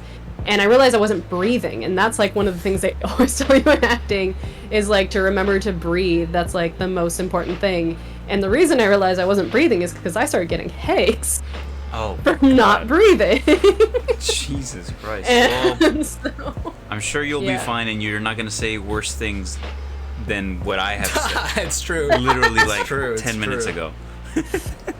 no, and it's like, it's just kind of like being more comfortable being in front of a camera and like talking in front of like groups of people, which I never thought was something that I had an issue with, but I realized that like once I was on the spot, I was like, I'm not used to this, and I would kind of freeze up, and now it feels a lot easier than it used to be. So yeah, we did the Snow White pantomime, and so I just had a few words in that. And then I did a Star Wars burlesque theater performance where I played BB-8. Yeah. And so I didn't have words. The force is a shaken. Yeah, the force is shaken. And so I didn't have words, so it was kind of like a middle ground, because technically I was talking, but it was like, oh, just have like, no, your character is roughly saying this or something. And so I would just be able to go whistle? like, no, I didn't try whistling. Oh my god. No. That reminds me of like the Tom Holland auditioning for Star Wars, and someone was across the table doing BB-8, like boop, boop, boop, boop, boop, and he couldn't stop laughing, and that's why he didn't get the role. Oh. Yeah, it was because we had like we actually had like mics attached to us, so we were able to do stuff without like we didn't have to project as far, because some theater, a lot of theater, you have to like really project your voice to like the back of the room. But we were really good at that. yeah. I don't even know what to say to that. But yeah, so that's like, I think the one thing that theater, you can always tell when you're doing acting. When I'm on a set, I can always tell if someone's done theater or not. If they're just a TV and movie actor, because the professional difference is insane.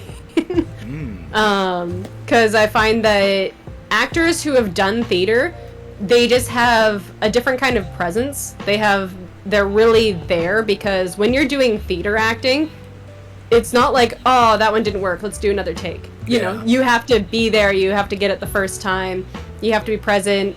If you start to fuck up your line, I've seen some actors that I'm like, they've definitely never done theater, because they'll just be like, oh fuck, okay, let's start again. And I'm like, that's not your call.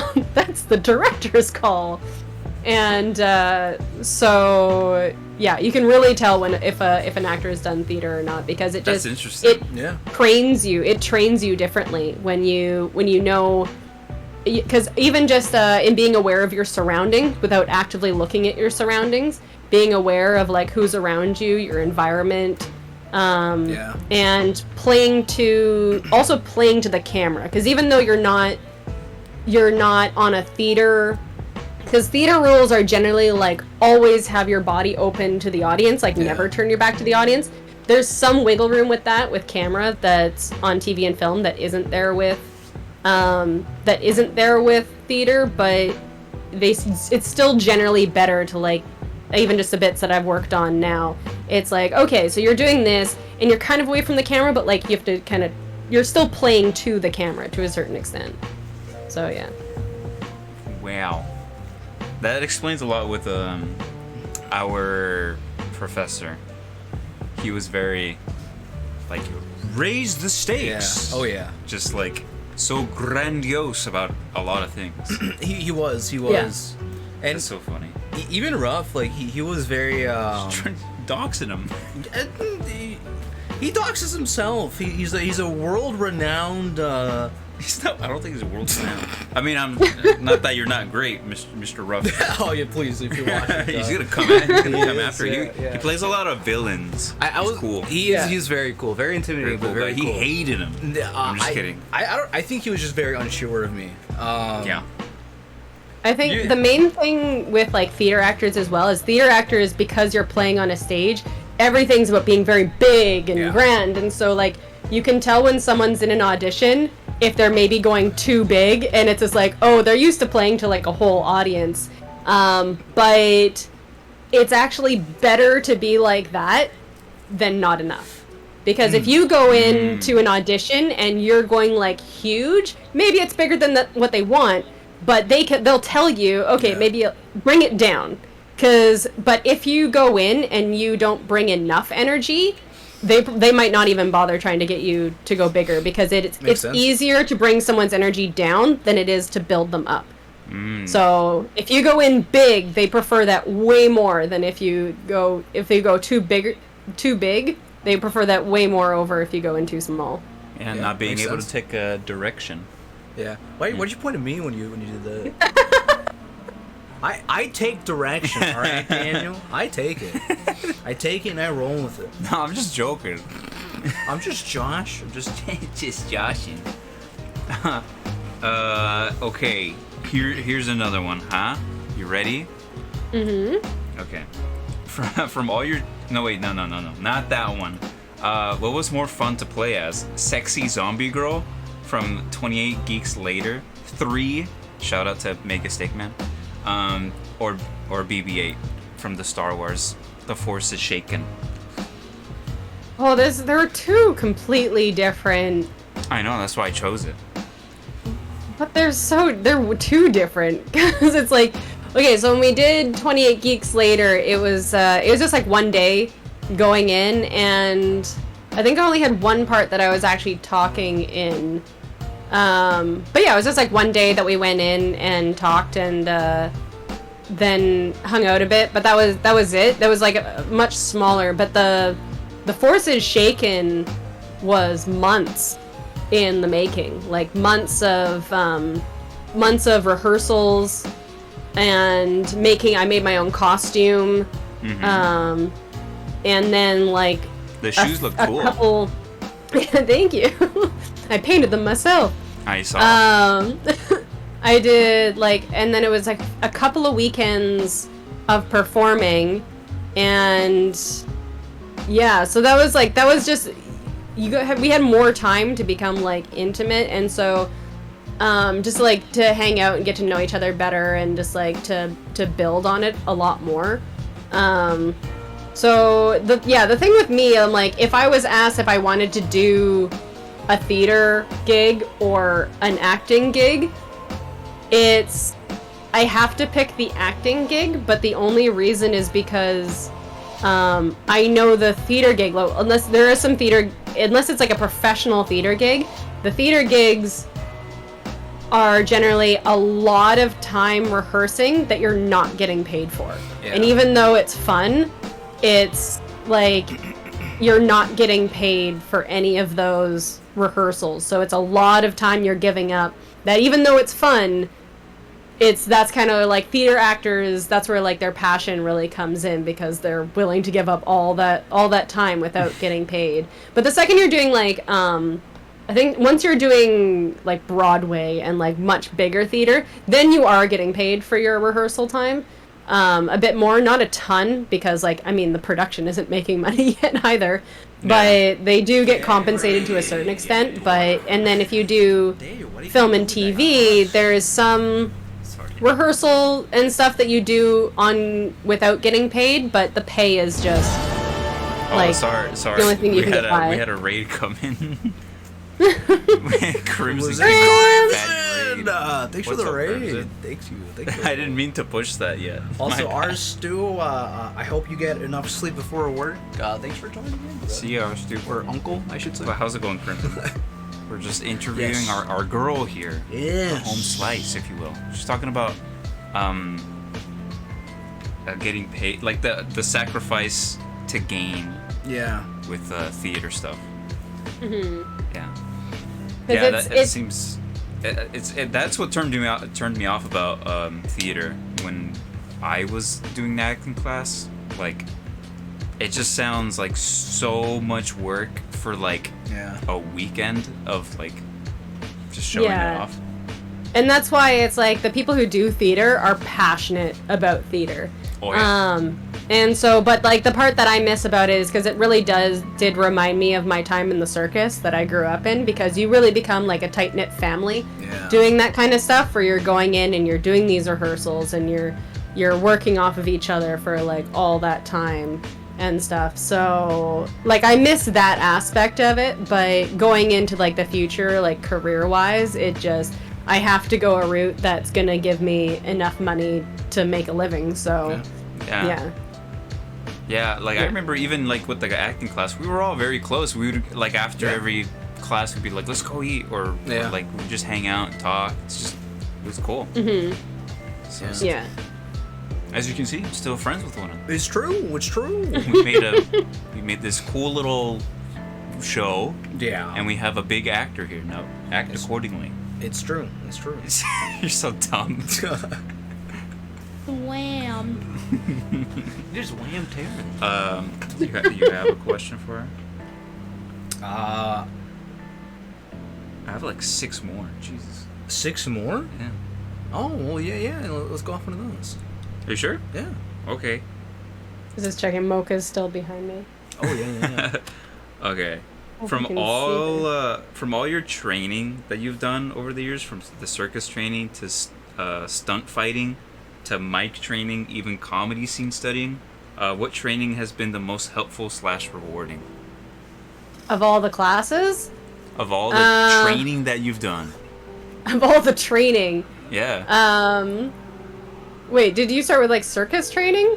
Yeah, I started with circus. It could be like any of the ones you've done, because I thought I just grabbed there was like a big list, so I just grabbed like. Oh yeah, from my most. resume. Yeah. Yeah, because I have circus on that. Like circus was kind of a whole separate thing. Because like I've taken a lot of. Well, and also helpful in what way? Like, do you mean helpful towards? Like that you use more often than not, and like what's helped you with like with In the the film union industry? stuff. Yeah. Oh, go. I mean, I guess in everyday life as well. Fighting Yeah. off ninjas that attack you at the Tim Hortons or something. I don't know. It's true. I mean, circus is something that's like followed me for my entire life, like in my personal life and in my professional life, because it's like I started doing circus when I was 9. I was 9 years old when I started, and everyone in that has become like a family, even if I don't see them all the time. I actually just recently saw two of my old circus friends and met their babies for the first time. We were like 3 months old and 6 months old. Oh wow. And it's crazy because I've known them since they were like, because they're actually like a little younger than me. So I've known them since they were like barely in elementary school. Jeez. And yeah. then seeing them again after like so long and meeting their babies, and like it's just one of those things where we've known each other for so long, and even if we're not seeing each other like barely at all these days, when we meet each other again, it's like no time has passed at all. It's just like we really became like a close family. And because you also have to like being able to trust each other, so and like so many things that like we do with our lives often as well. And so I started when I was 9, and I moved up to professional level when I was 12 years old. So I was performing, I was actively performing regularly since I was 12 years old. And then I was like doing that. And then when I got to high school, I also joined dance class, and then we were also doing like dance performances, because I actually became the soloist for 1 year, and they were touring around as well doing performances. And it was funny because when I was in high school, I remember being like tired all the time, and I thought I was like a wimp. I was like comparing myself to like my other friends in the circus and how much they would like, I was like felt like they were training so much more than me. And I was just like, I'm just tired all the time, and I'm just like, I should be putting more effort in, but I like can't. And then I look back on it and I'm like, oh my god, I was training 3 days a week, 4 hours each of those days, sometimes every single day when we were around showtime, performances in between, like some weekends and stuff like that, plus like regular school and all like the homework that goes on along with that. And I had dance class and PE, and then dance performances on top of that, as well as additional like training time. Like I was literally constantly working out when I was in high school. And yeah, I was gonna say that sounds like a lot of time management. Like it feels like your life, like you've just been training for most of your life. It sounds like. Yeah, so I think that's where I got really good at time management, just in that regard. Of like knowing when I was reaching burnout and knowing when I needed to drop some stuff, so I don't, because I do graphic design, I do photography, I do the background acting, I do the streaming, and I think I just got really good at recognizing when I needed a break before I burned out, because otherwise I wouldn't have been able to survive all through high school with all those other things. Like if I needed to drop something, I'd figure out where I could drop things in order to get by. And yeah, so I was doing all of that. So circus was something that like has really carried through for me for my entire life, because even just the stuff, like I said before, like being on sets now, and even when I first started working on sets, and I was doing stuff like Legion, where I was photo doubling for Aubrey Plaza and with Dan Stevens, and when they found out that like because everyone I've met at the beginning thought that I'd been doing this for like a long time because I was so professional. They're like, and then I was just like, no, I like just started. They're like, really? And I'm like, yeah, no, I've just gotten really good at like being professional since I was a child. So, because there was always like these rules and stuff that you would do, and like when you were in the middle of a show, like the do's and don'ts and stuff that really carry through. And a lot of that carries off into my real life as well. Just everything trying to be as professional as possible, and then now, like, I've worked out so much since I was a kid that if I don't keep working out, my body hates me. So it makes me keep working out. Yeah. So that explains a lot, because you've been so professional your whole life. So that way, when you get on Gardic phone, or, you know, what's that other one? Jackbox. You're so nasty. Well, it's like all around. Jackbox started when COVID hit. Like, when COVID hit, and I knew I had, like, a lot of friends who were living, like, home alone and had no, like, access to, like, social networks and stuff, and were too scared to, like, actively go out and, like, have, like, social interactions with people in person. That I knew I had a lot of friends, especially, like, my extrovert friends, that would really struggle with that. So I decided, like, you know, like, let's, like, I've got all the, if I can get the Jackbox games, like, we can figure this out so we can, like, play together, and that'll, like, help out. And so I hosted Jackbox nights for my friends every week for 2 years. And it's like, now it's been a while since we've done it again, but, like, every week pretty much I would host, like, Jackbox nights, and we would I had in my Facebook, my private Facebook, I had, like, a group of friends who I was like, if you're interested, message me. And they would attach to a group message so that I would announce, like, when we were doing them. And then people would hop in the Discord, and we'd just hang out, play Jackbox games, and and that's, like, in the during COVID, when we're all isolated. Yeah, the horny jail stuff comes up a lot more. So everyone was just like, fuck it. Yeah. Hey, sometimes you just gotta get those things out. You gotta get the little wiggles out. You gotta get the evil out. Yeah, spank it out. It just got, like, increasingly worse as time went on. It happens. Yeah. It started off pretty innocent, and then it was just, like, more and more and more. Yeah. Just trying to dial up a bit. Yeah. Did she just bark? Yes. She did. She wants to leave. Also, I'm about the bus. You're gonna use the restroom? Use the porcelain throne as Okay, yeah. I can keep asking questions. Dang, I had to, like, jump around. Okay. Right now it's just me and you. All right. It sounds so sinister. This would have been a good one with Liam here. I'll just tell him when we get here. But from me working at a movie theater, you get to hear a lot of, like, when people come out of the movies, they're just like, oh, that movie sucks, you know, or like, oh, fucking, that actor was awful, or, oh, the CGI was so bad. It's like, oh, it was so rushed, you know, just like shit like that. Does that stuff ever bother you whenever you hear people say stuff like that? Just because I film, like, a little bit of skits with Liam. It takes hours. It's like a shot that's like 2 minutes, you know? It just takes forever. I mean, I don't know if it, like, bothers me. It's because it like, I have that feeling about some stuff I've watched. Morbius. Oh my god. Shots like, fired. It's more to do with, because, like, I'll work on stuff and I'll be like, I'm never gonna watch this. You know, and it's more just to do with, like, everyone's entitled to their own opinion about stuff, to whether they like something or don't like something, and that's fine. I don't care. People like that. The only time I get just annoyed is when there's people who insist that their opinion is fact. And then it's just kind of like, dude, you've got no fucking clue. Like, you know, when people insist that, like, their opinion is actually fact, that's the only time that I actually get annoyed, just because there's no talking to those people, right? It's just like, because you'll say, like, I don't know, I enjoyed it. They're like, you're wrong. And it's just like, whatever. I'm talking about how, like, at the movie theaters, people come out after the movie and be like, oh, that movie sucked, CGI sucked, the actress sucked, or whatever. Yeah, that's me. And, and, like, when I film with you, it's like, it takes hours. And, like, they don't know the actual, like, work that gets put in. Yeah. So I just wanted to know. Yeah. Yeah, that shit.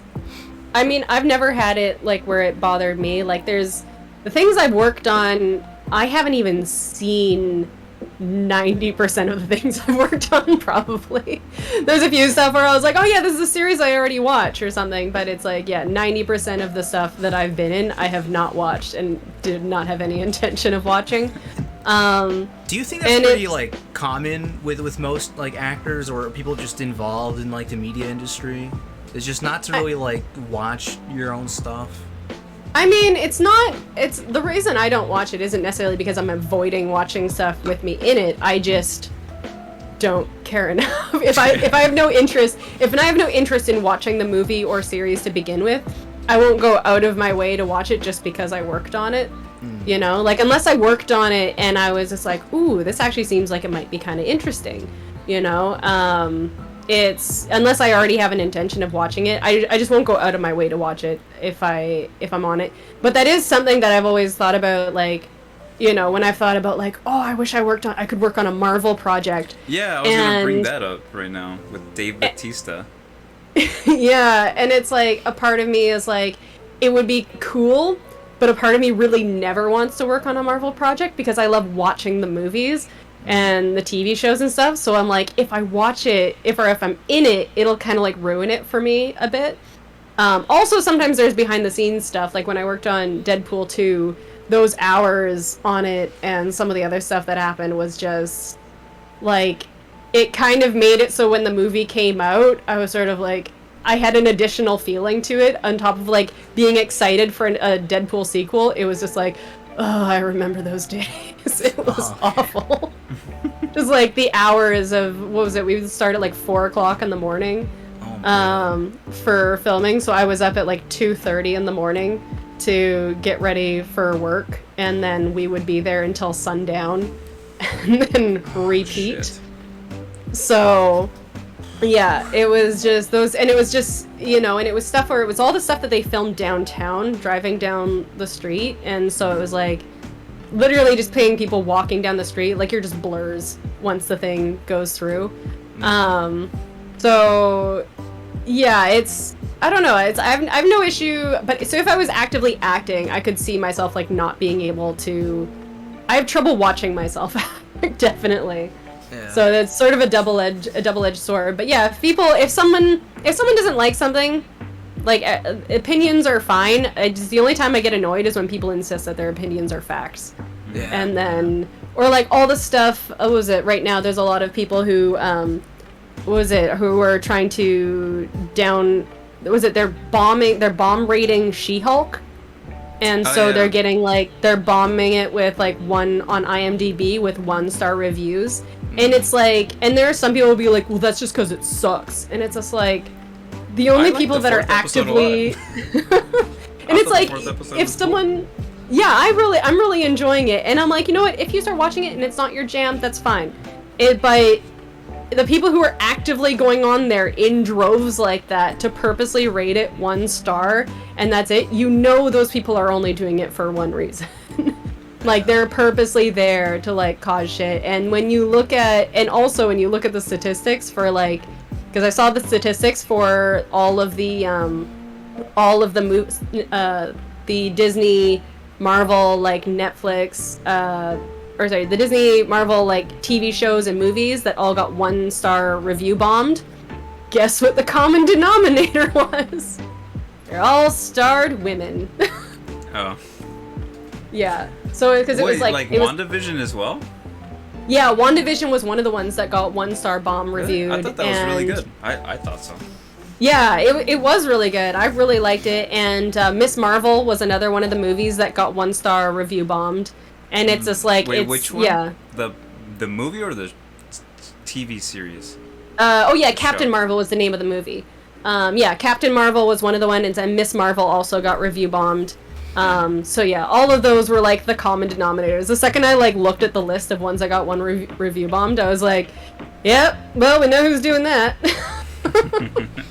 My goodness. So it's just, and it's, I think you just kind of get used to just going whatever and just turning and looking the other way, because you can't, there's no like, there's no talking to those people. We all know that, the people who are insisting on being like that. So there's no point in wasting your energy. It's true. Yeah. You got more, or is it just me? I think that's you. It's all me? Okay. Let's see. Moving from movies to cosplay, do you have any favorite cosplays? And also, do you have any gripes with the cosplay scene? Like cosplays that I have? Mm-hmm. Well, my absolute favorite cosplay was my Rogue one, but I haven't been able to wear it for quite a while because I don't have the Rogue hair naturally anymore. So I've been kind of keeping an eye out. I've been keeping an eye out for a Rogue wig to wear. But so far, all the ones I've come across, I just look like shit to me. I haven't found a good enough one for me to willing to put money up. There was the person who made my costume. She was in Chicago, and she actually did make a really good wig as well. I got it off Etsy. But she moved to Japan, and she doesn't do it anymore. And I'm like, her Etsy page just says that she's on vacation, but she's been on vacation for like 5+ years at this point. On vacation. So yeah, I'm like, and so I haven't been able to find a wig that I like as much anymore. So I'd say since I haven't been able to wear that for a while, my second favorite one is my Black Cat cosplay. Oh, okay. I'm very partial to that.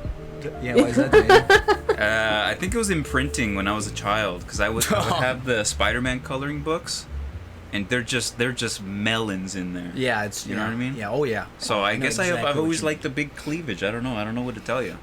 It's the unrealistic not needing gravity boobs.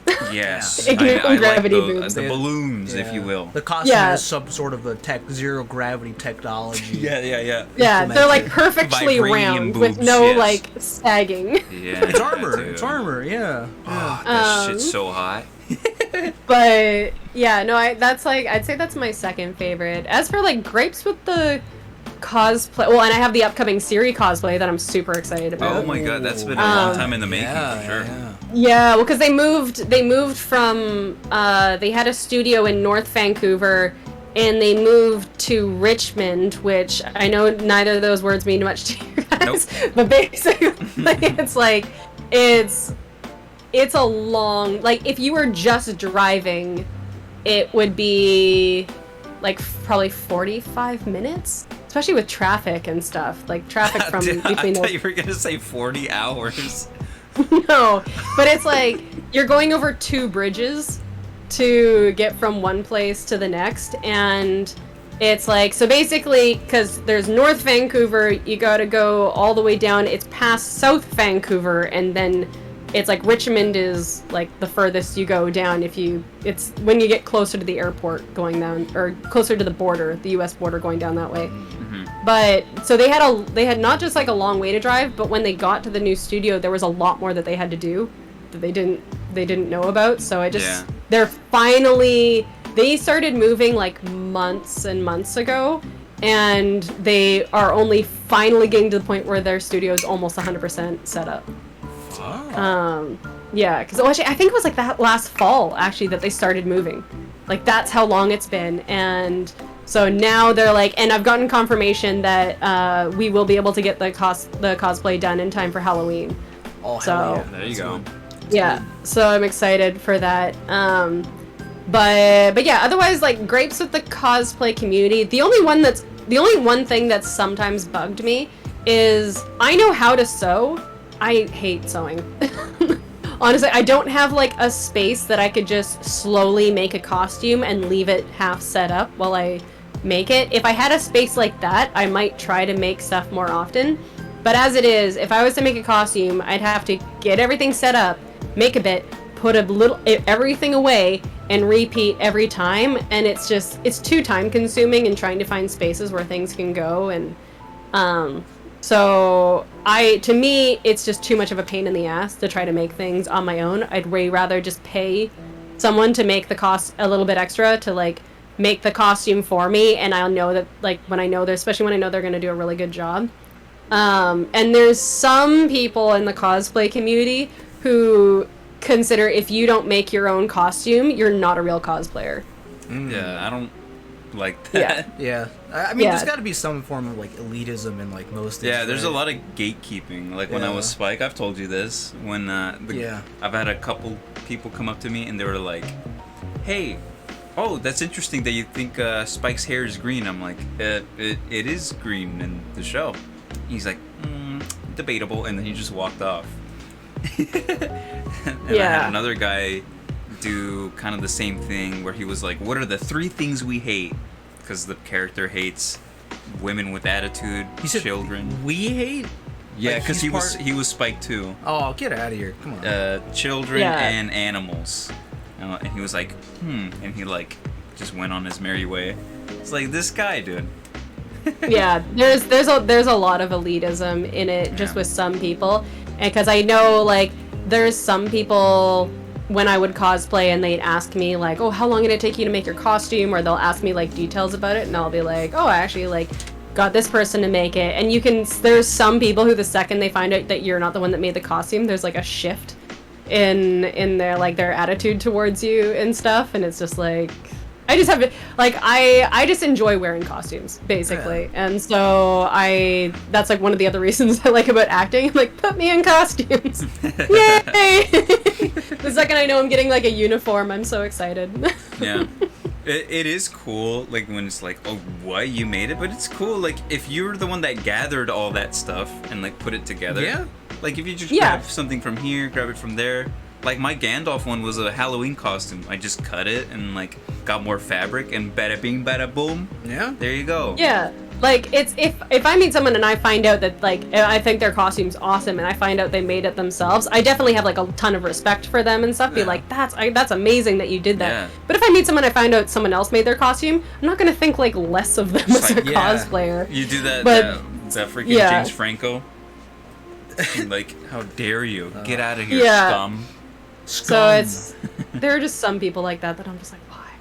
Yeah. Yeah, doesn't make There sense. are a bunch of weird guys and gals out there. It's true. It's like, yeah. how dare you? Yeah, Oh. guys and gals do be weird sometimes. Yeah, here's another one too. They'll like quiz you on like if you know the character, like how Yeah. when they did it to me.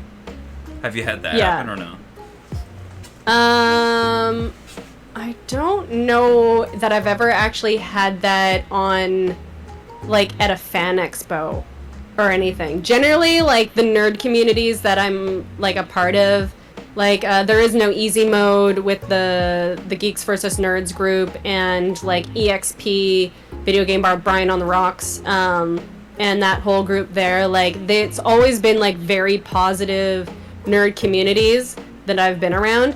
I think I've actually only really come across people like that like once or twice. And there was one time like a long time ago where a guy like started, it was like, and I said like I play video games, and he was like, prove it. And I was just like, I just walked away. Yeah, fuck that. Prove I'm just like, I just met this guy and it was like that, and I was like, no. And I just like walked away. And there was one other time at like a friend's house where his friend started, like, the second that I mentioned I liked comic books, and I started talking about, we were talking about comic books and stuff, and I was trying to talk about the history, because I'd also watched a documentary on it. We were talking about the history of, like, the very first superhero death that ever happened in the comic books being Superman.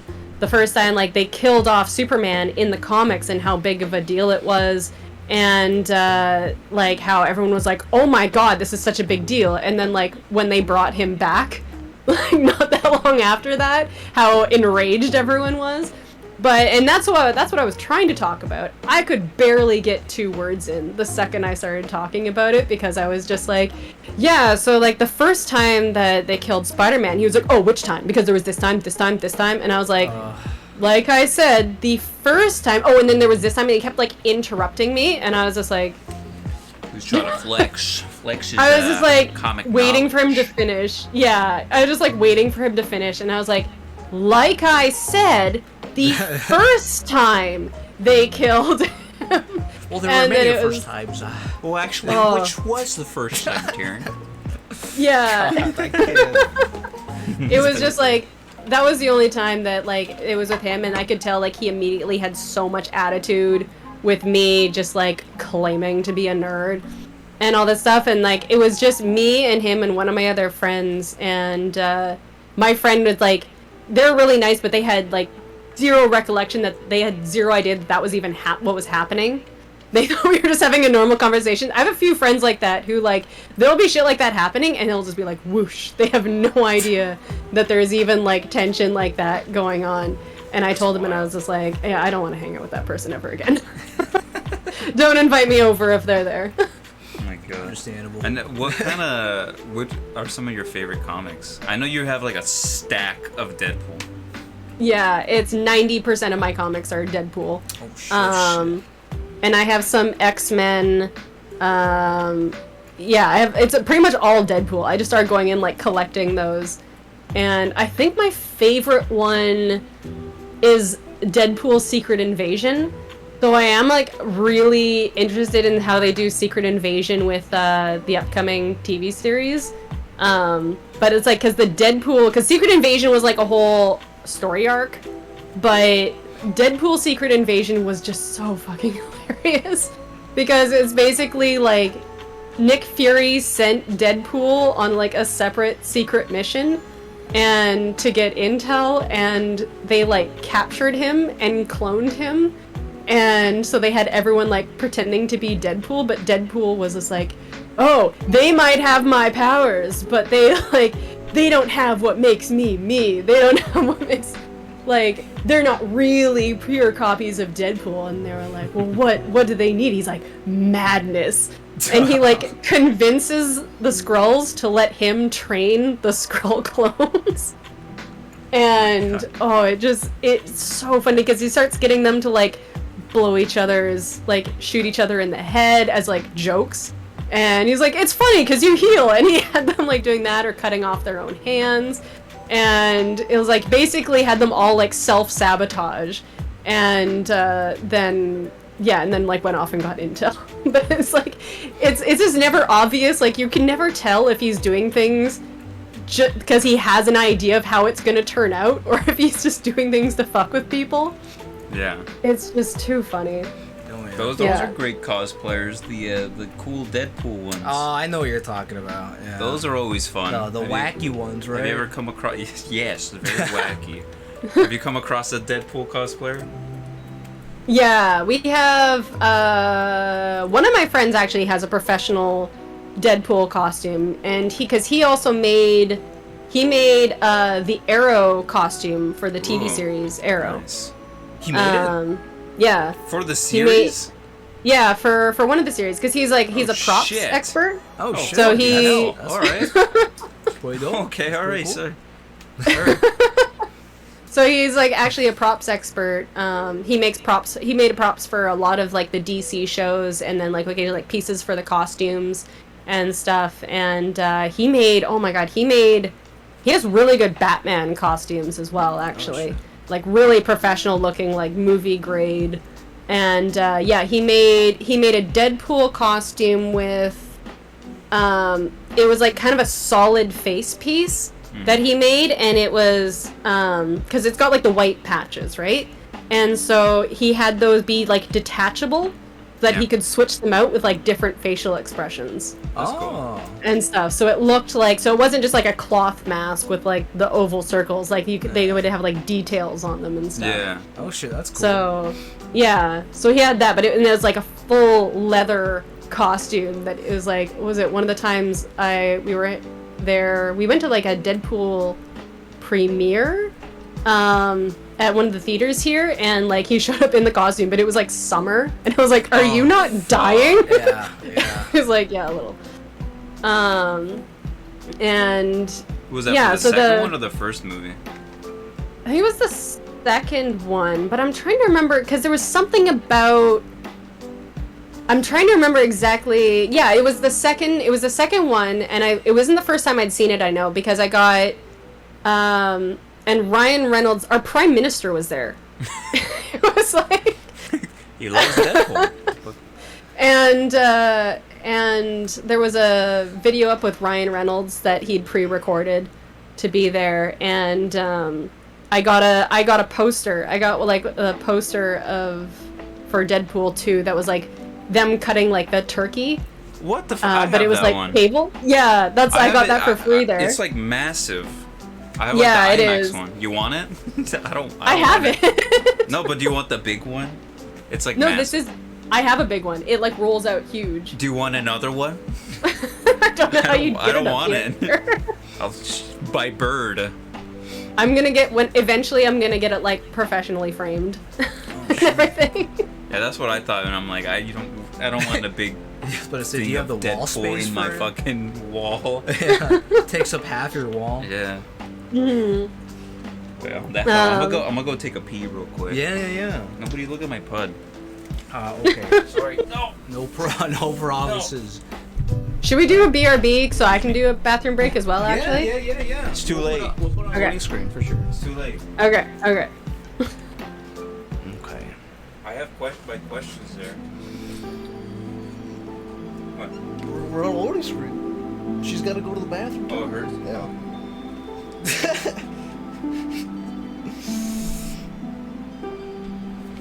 Oh, chat, it's just you and me. Here, I guess I could put it on here for now. How's it going, everyone? How is you doing?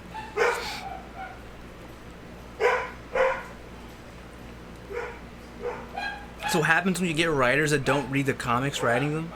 Balustrade! Dude, Balustrade, welcome in, brother. I'll give you one of those. We haven't really been doing that mostly, today. Just because, like, you know, interviews, kind of a different, a setup, if you will. So, it's kind of harder to re-chat. But, yeah. So 45-minute drive in California terms, going 4 blocks in LA. That is true sentient. I did read that earlier, and I wanted to bring that up. But that is definitely true. Just jumped out of chatting with chatting with Kat to make some food, so thought I'd learn a bit. Hell yeah. What did you eat? What did you have?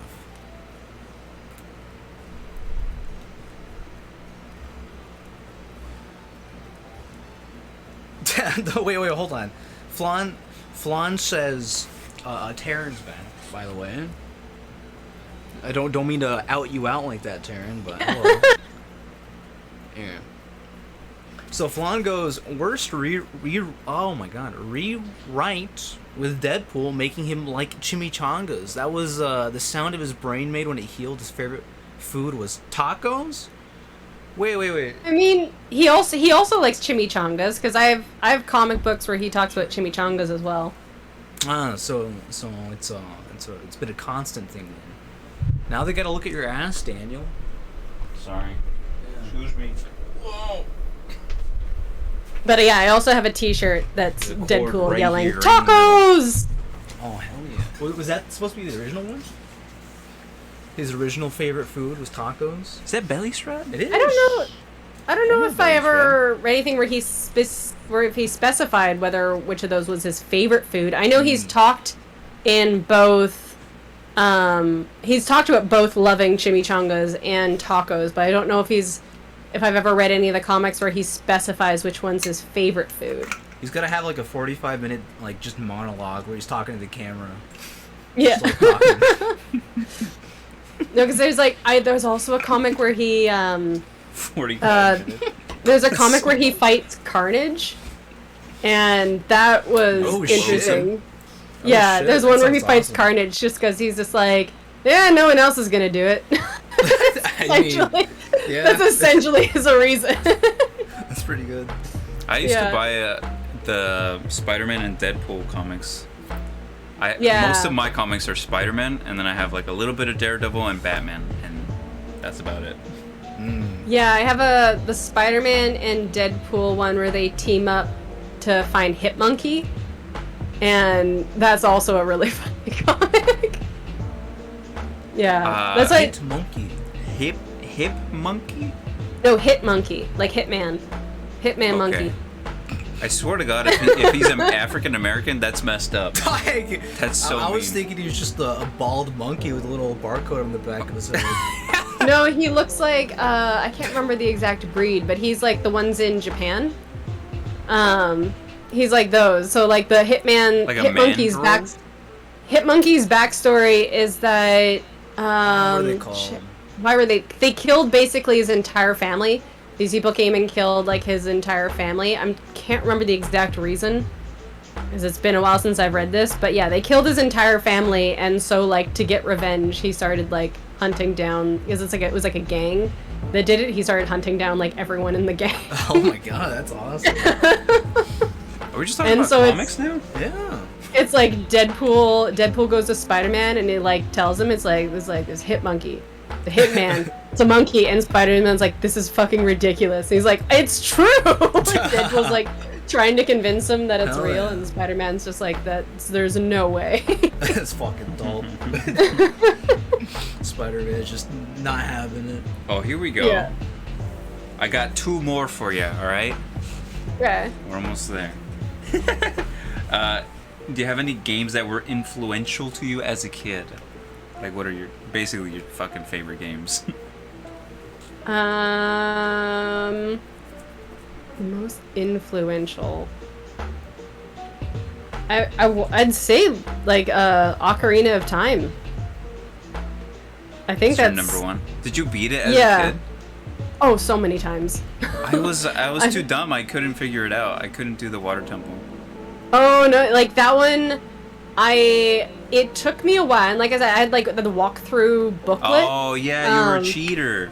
I tried not to look at it, but like, you know, I was, God, how old was I when that came out? I was young, and so like if I really needed to, if I was really stuck, then I would finally read it. But at this point, I've probably played and beaten Ocarina of Time like 50 plus times at this point, and even though it's been a while, if we streamed it, you would be in there. Yeah, 100%. I really want to stream it. It's so good. I got the 3DS just so I could play Ocarina of Time whenever I wanted to, and Majora's Mask whenever I wanted to. I am kind of annoyed at Nintendo, because the only way to play it on the Switch is to pay a monthly fee, and that kind of pisses me off, because I'm just like, you should have the option to either pay the monthly fee or buy it outright, and they do that on purpose to just try to get more money out of you, and there's a lot of stuff Nintendo's done that's pissed me off more than any other video game company. But I've played that game so many times at this point that like I can visualize the water temple. I'm like, yeah, you do this, and then you go over there, and then you turn that on, and then, like, you raise level to here, and then you go over there, and then it's like, I memorized it to that point, because I know the first time I was in there, I got really lost, and there was a lot of times where I was going in circles. But at this point, I'm just like, yeah, no, you go over here, and this is where you play it to have it rise to there, and that's where you play it to have it rise to there, and that one. And Majora's Mask is one that really frustrates a lot of people, because it's such a timing thing, because you can run out of time. And that's why when Jonesy was talking about playing them, and some people were going like Ocarina of Time or Majora's Mask, I'm like I love Majora's Mask, but I think it'll piss Jonesy off. The fact that she can run out of time. Yeah. Yeah. I remember hearing about it as a kid, I'd be like, that sounds awful, dude. That sounds shitty. Or whatever, or crappy, whatever you'd say. Yeah. Well, it's like, again, having like the cheat sheet made thing, like the walkthrough booklet made it a bit easier for some of those, because if you like run out of time, you have to start from the very beginning. So but can't you like save or something? You can save your progress, kinda. You can. I'm trying to remember back on the PS, or not the PS, back on the N64, if you could have multiple save slots or not, or if you were limited to a certain number of save slots, or if it was only a single save slot. Because I thought it was just a single save slot that you could have back on the N64. But it's been so long since, because now I think there's probably the option for multiple save slots. But back then I think it was like just the one save slot, then that's it. So yeah, I can't remember. Oh, hi Mocha. Here, you guys want a kitty for a second? Yeah. Sure. She's doing the belly. She's showing the belly. Oh. Mocha. She's like, What? Huh? Just trying to lay down here. Oh my You could- goodness. Oh. There she goes. Something was there. Heard food. But yeah, Majora's Mask, there was like a lot of like intense puzzles, but I really liked that as a kid. My brother and I both got really into it. Really like the puzzles. Yeah, well, it was just like, it was really challenging, but at least if it got like too hard, we had something we could check, which made it a little bit easier, because also being like pre-internet, you can just look it up. Oh yeah. So Yeah, the fact I would that have we to wait had a those day booklets. to go to my friends, like, to school and being like, so, when you get to this part, what do I do with this door? Because I have these things, and what do I do? And they'll be like, oh, you gotta go back, and you gotta do that. And then you go do that, and then you get stuck again, you have to come back to school. Yeah. And that's how I would have to do it. Yeah, it's at this point I know that game so well inside and out that I'm like I'd replay it, but I just be like a run through. Like I know where to go and like the order of everything. But now that there's like randomizers, I am really curious to try out the randomizers. I've watched some people play it, and I think that would be a fun way of like doing it through new eyes, because it would just like drop you off in places that you might not be prepared for. You've no idea what door leads to what. And like because you can have different levels of randomizers, and some of the randomizers I've watched have been really funny, because some of them will randomize the sounds that everything makes. So like you might open the chest and it'll make like the horse whinny sound instead of like the usual sound, or there's like it'll all just make like randomly different sound effects and stuff. So that's sometimes something that they'll do, but it's like you don't have to randomize that. You can like apparently choose what gets randomized. So I'm curious to try that at some point. Okay. Yeah, that'd be pretty cool. What was like another game that was like, whoa, this is crazy? This is crazy. Yeah. I'm trying to think of what the early games we played, because like the first game system I ever had was the Game Gear, which is like a handheld Sega game. And the first game on that I got really into was Sonic, but I can't remember which Sonic. I just know it was one of the 2D ones, but I can't remember which one it was. And I got really good and into that. And then Ocarina of Time was like the next one I got really into. I also really like Diddy Kong Racing on that one. Yeah, That was more fun. Yeah. I remember that one was cool.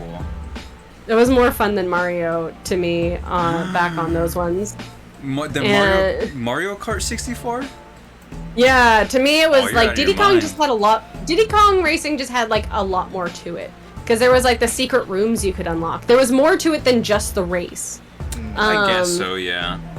Yeah, so I liked that, and then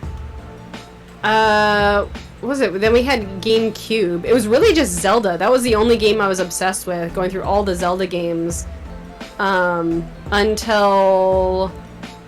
I got a PS3. And then I mostly got PS3 for I mostly got PlayStation 3 just for Little Big Planet.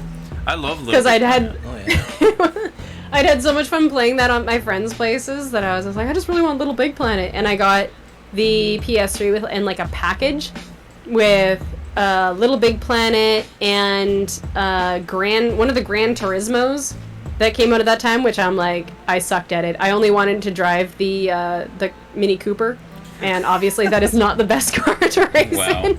So I was always losing. And then it also came with Uncharted, and I did not know anything about Uncharted at that time. I assume this is the first one? Yeah, the very first one, because that was all that was out at that time. Yeah. And it came with it, and I was just like, the fuck is this? And I just kind of ignored it for a while, and I was in high school at this point, and I know I talked to some of my friends there about it, and I was like, yeah, and I got this game called Uncharted, and they were always like, oh my god, that game's amazing, you have to check it out, it's so good. And I was like, really? Like, okay. I'm like, I've never heard of it before. And then I started playing it, and I got like obsessed with that game. And yeah, obviously now I've played them all like so many times over. So yeah, that was one of the first PlayStation games I really got obsessed with. Mocha. That's awesome.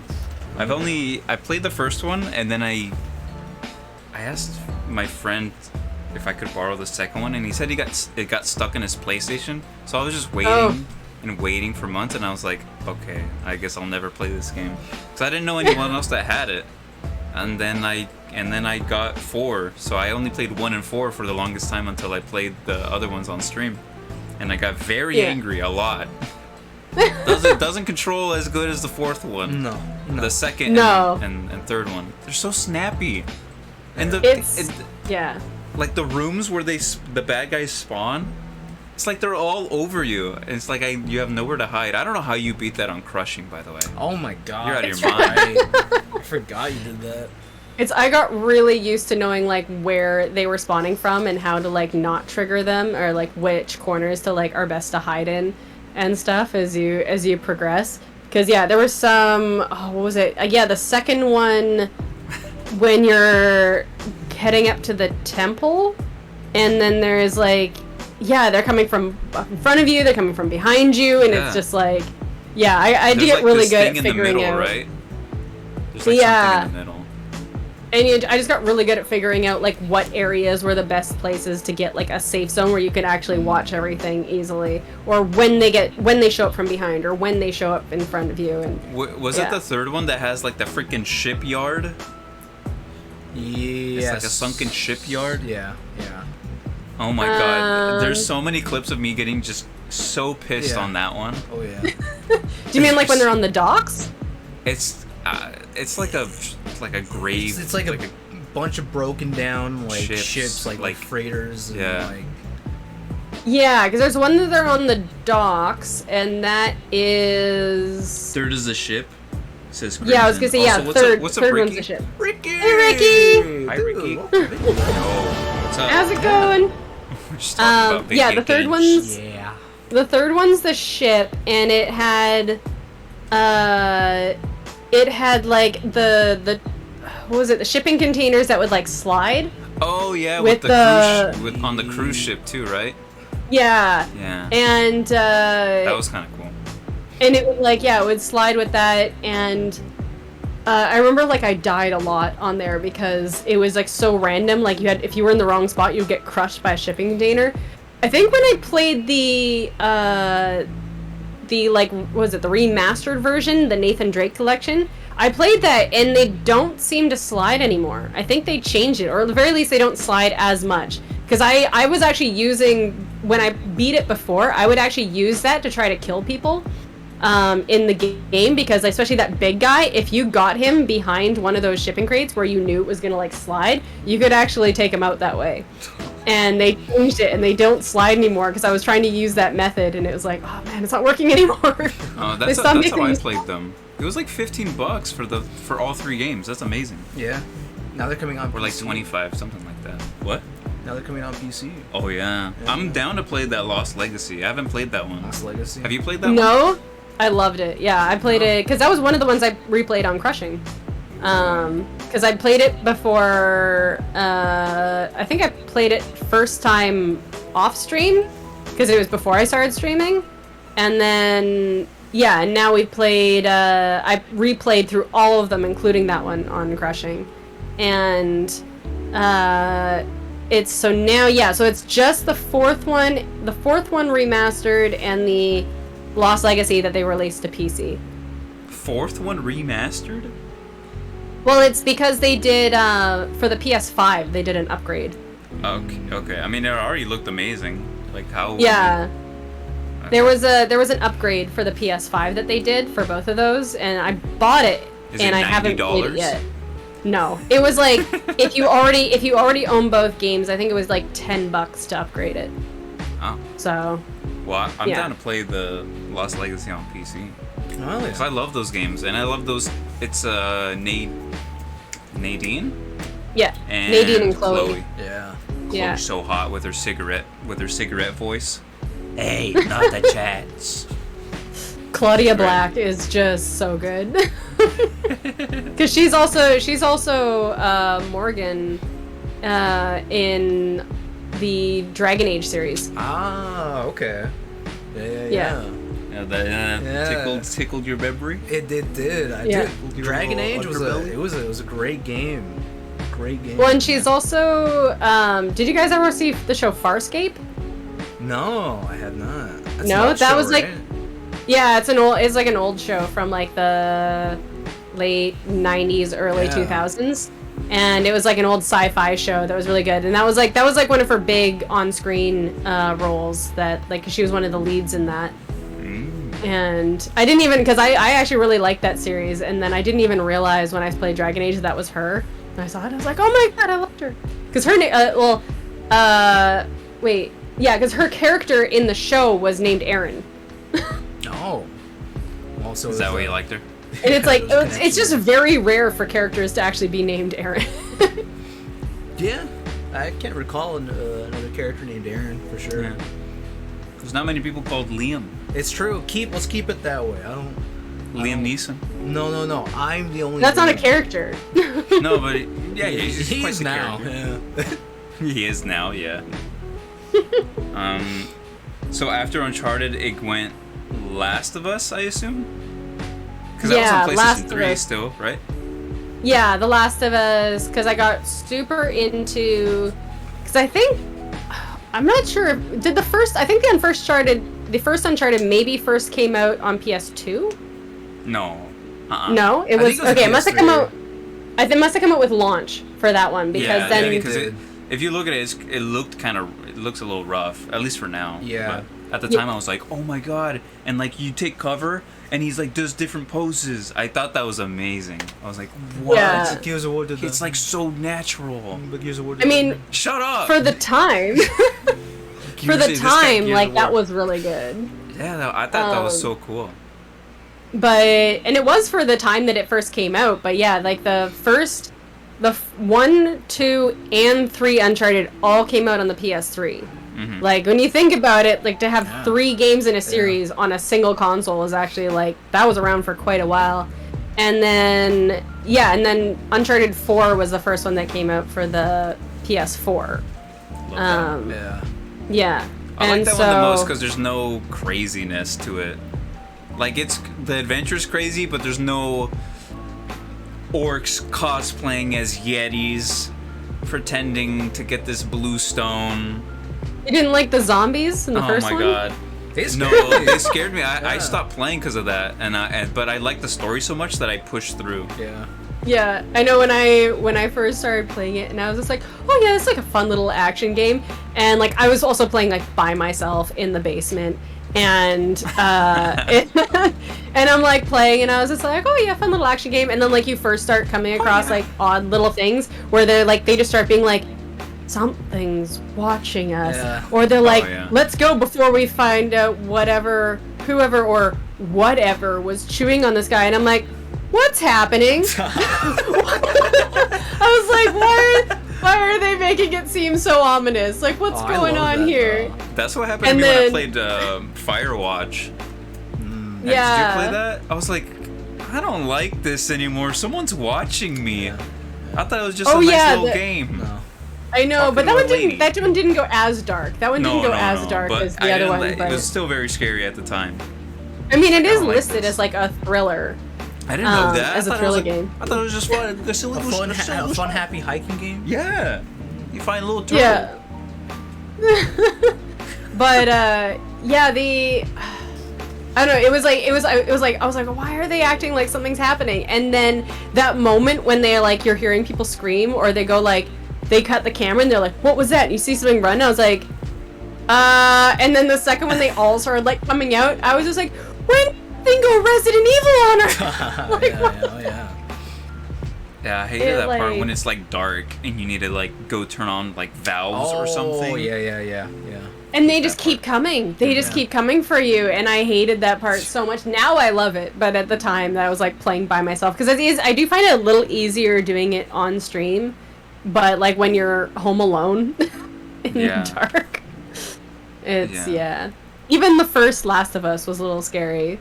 The first time I played it, now it's just like I had to do the same thing. I had to take a break because you know when you have to go through that sewer with Sam and I forget his name.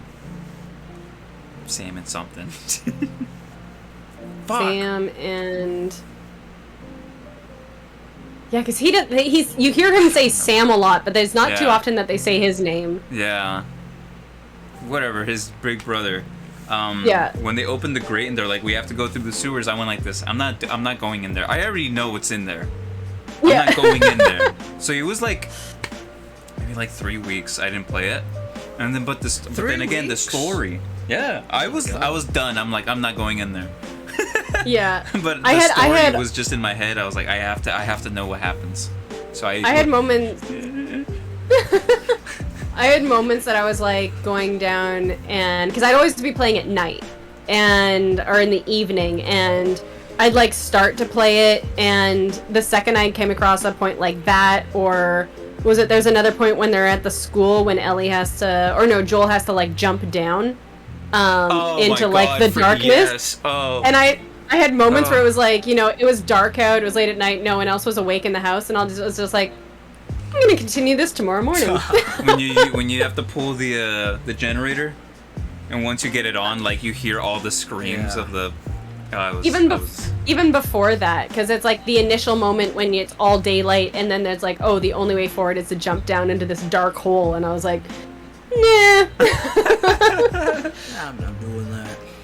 Have you ever gotten a big scare from a video game? You were just like, no, or like you turned it off? I mean, you know me, Dan. Shut up. I don't get scared. Definitely when I was like a little kid, like when I was like a kid, like I used to be terrified of video games. Really? Like the disc would come out automatically. No. There'd be games like I really wanted to play this game called Area 51. It came out on PS2. Okay. And I really wanted to play it because it's aliens, and I'm like, I want to shoot aliens, but I can never play it because, like, most of the game you're alone, and there's fucking aliens who kind of look like zombies. Oh really? Yeah. Because they take over like human bodies, but and they're just coming after you, and that would scare me. Or like there was this action game. It was like a Spartan game. You play as this one Spartan. It wasn't like you're a God of War or anything like that, but like. Was it like 360 exclusive or something? I think so. I think so. But like in part of the game, you just fight zombies.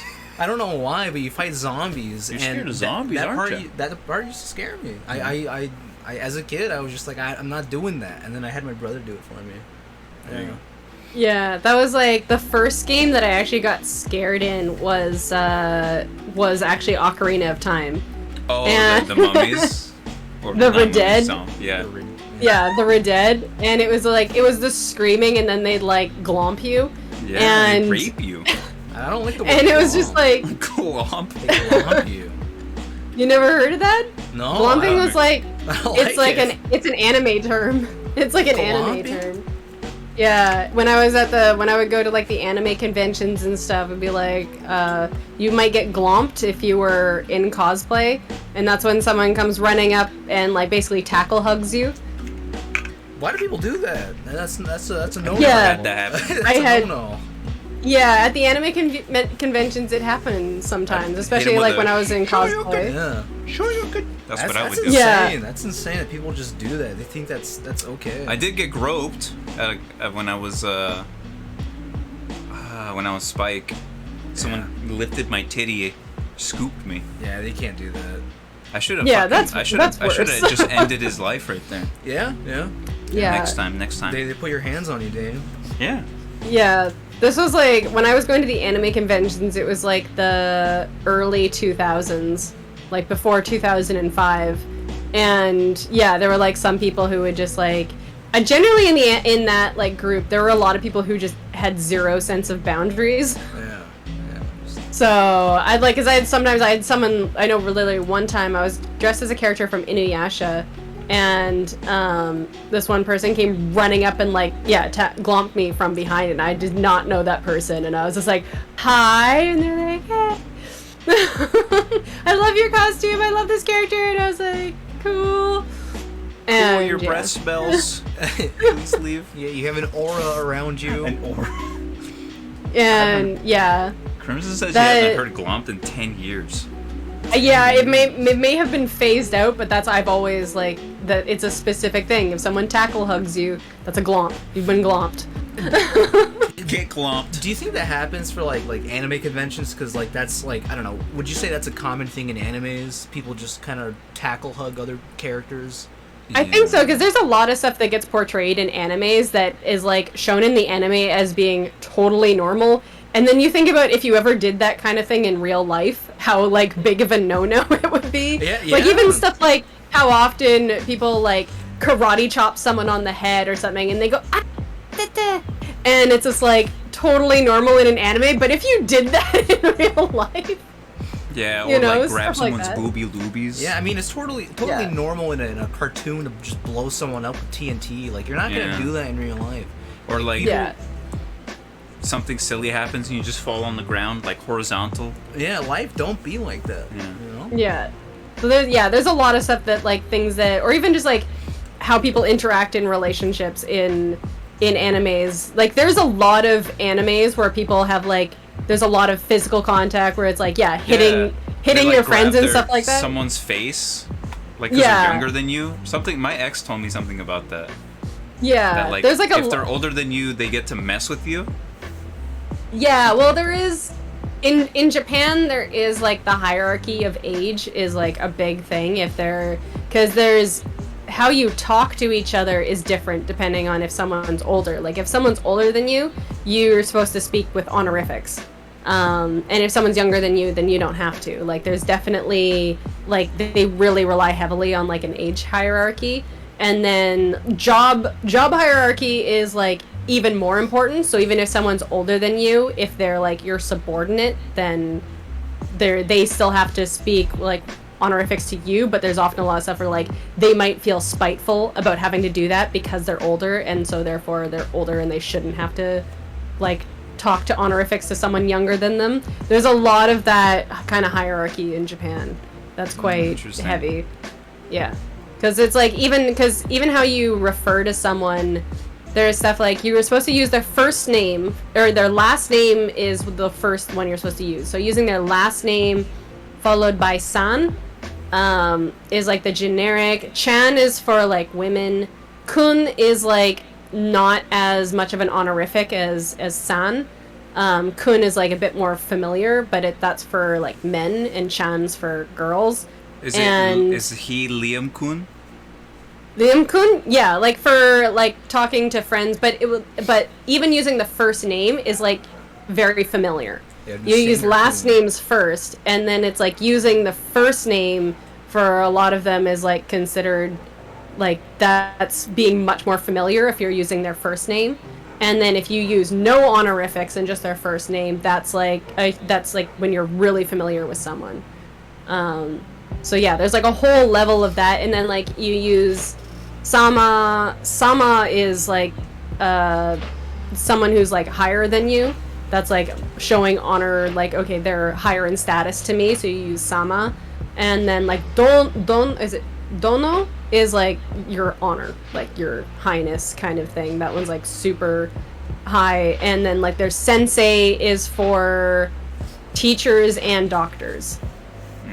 So there's like all this stuff just around how you refer to someone, and then even after that there's like the language that you use when you're talking to someone. There's like how you refer to yourself on top of how you refer to them. That's considered like speaking with honorifics over like more familiar speech. There's So like I would say it gets so I would say like complicated. Daniel Des. Yeah, 私はDaniel です。And so you I use know. that. Yeah. You call me Sama, Daniel Sama from now on. No, I definitely won't do that. So that'd be referring. So, but if you were doing it less formally, it'd be ore wa Daniel です. And that's like, it means the same thing. Watashi wa is like more formal. Ore wa is like male. It's like how guys refer to each other when it's like much less formal. So there's a whole bunch of different Gotta levels learn, you pay to the attention. Japanese dialogue Yeah, that's like insane. Yeah. Oh yeah. I mean, I've always had a very high respect for the Japanese language. It's very intricate for sure. Yeah. There's 5 different ways to say to wear, depending on what item of clothing you're talking about. When I learned that in class, I was like, why? Why are there so many different ones? Yeah, it's just not needed. Yeah. Too much. It is. It really is. You ready for your final question? Because we've already been here 3 hours. Yeah, that's crazy. Isn't that crazy? You're like, yeah, I feel it. I mean, I was like, I don't know, I streamed for like 6 hours. You guys know this. So Yeah, it's sort I of mean, like, this, right now, this is our ending time right now. It's true. Yeah? Mm-hmm. Yeah, no, you guys aren't usually able to go as late, so. No. I'll get you with the last one though. Do you have any elementary school memories that you think about monthly? Because I do. I mean, elementary school was my hell. So I actually blacked out a lot of elementary school. Some stuff started to come back. I did meet my best friend in elementary school, so that's like the one positive thing I have from it. But like elementary school is when like my best friend at the time before I met Cito told me like she didn't want to hang out with me anymore and she wanted to hang out with other people, and then the people that I was trying to hang out with told me were like also actively bullying me, and the teacher was bullying me at the same time. And so yeah, elementary school was kind of my personal hell, and I blacked out a lot of it. But the one upside is that, well, on top of meeting Cito, is when I got to high school, the bullies were way worse at it. There were a few people that tried to bully me at the beginning of high school, and I was just like, "This is the best you got." So yeah. What you got? What are you, freaking Captain America? I can do this all day. It was just like, yeah, a few of them that would like try to bully, and it was just like, that's weak. Like, Try again. what are you doing? Yeah. So I don't know. Like I met Cito there, and that's like a huge plus. And yeah, then it was like, I remember some of the stuff that was like in at the time, like the stuff that was in fashion, because that's when yo-yos got really big. Yo-yos and like scooters. Sick. Scooters? Oh my god. Yeah. Were you a scooterer? No, well, like my brother got one, but I never really felt like it. So you were a yo-yoer? I did get a yo-yo. Yes, I tried to get good. It's like the ones where you do like, yeah, where you drop it down and have it keep rotating, and then you do like cat's I cradle. know what a yo-yo. yo-yo. I know what a yo-yo is. What are you talking about? I know what a yo-yo is, but there's like the ones that like just when the string has to be looser. The string has to be looser so that when you when you let it go down, it doesn't immediately go back up, because if it's too tight, it'll just go down and up and down and up. But if the string is looser around there were like special ones, and because there were like ones that lit up and all this stuff too. Like there were crazy ones. Yeah. Fucking sick. That was like those were my fidget spinners. You didn't like that? No, not really. He had a little fidget spinner. I did. I have to say this every time it's brought up. I was the first one. He did have it right. Like I've never. Oh, someone's peeing on us. Someone is peeing on us. You gotta hydrate up. Oh. Who is that? Nate! Oh, it's Nate I made. Thank you for the hydrate. Yeah. Nate, follow. Oh yeah. Follow. Yeah. Yeah, he did have a fidget spinner before I've ever seen one. I was Yeah. like, what the fuck is that? And this kid in acting class. It's the only thing I'll proudfully be a hipster for. Yeah. Yeah. Yeah. Cool I fidget was spinner. first. I was the first. Yeah. Or it was cool. Yeah, and then you saw it everywhere. It's true. Yeah. Isn't that crazy? I think I got an email for an ad for it. Recently? No. Like when I got it the first time, and I was like, "Oh, that looks kind of cool," and then I just got it. Yeah. I think mainly because it was black and red. I was like, "Oh, those are cool colors." Yeah, those are cool. Those are gamer colors. They are. Yeah. Those are Deadpool colors. It's Yeah. true. It's true. All right. Well, yeah, that's all the questions I had. I had some big, long honking ones. Yeah. I had to go. You had a lot out there, so I was like, this is good stuff. It's true. Hell's I know, was 'cause I was really like- hard. Yeah. Oh, And yeah? He was hard. Hell's was really hard.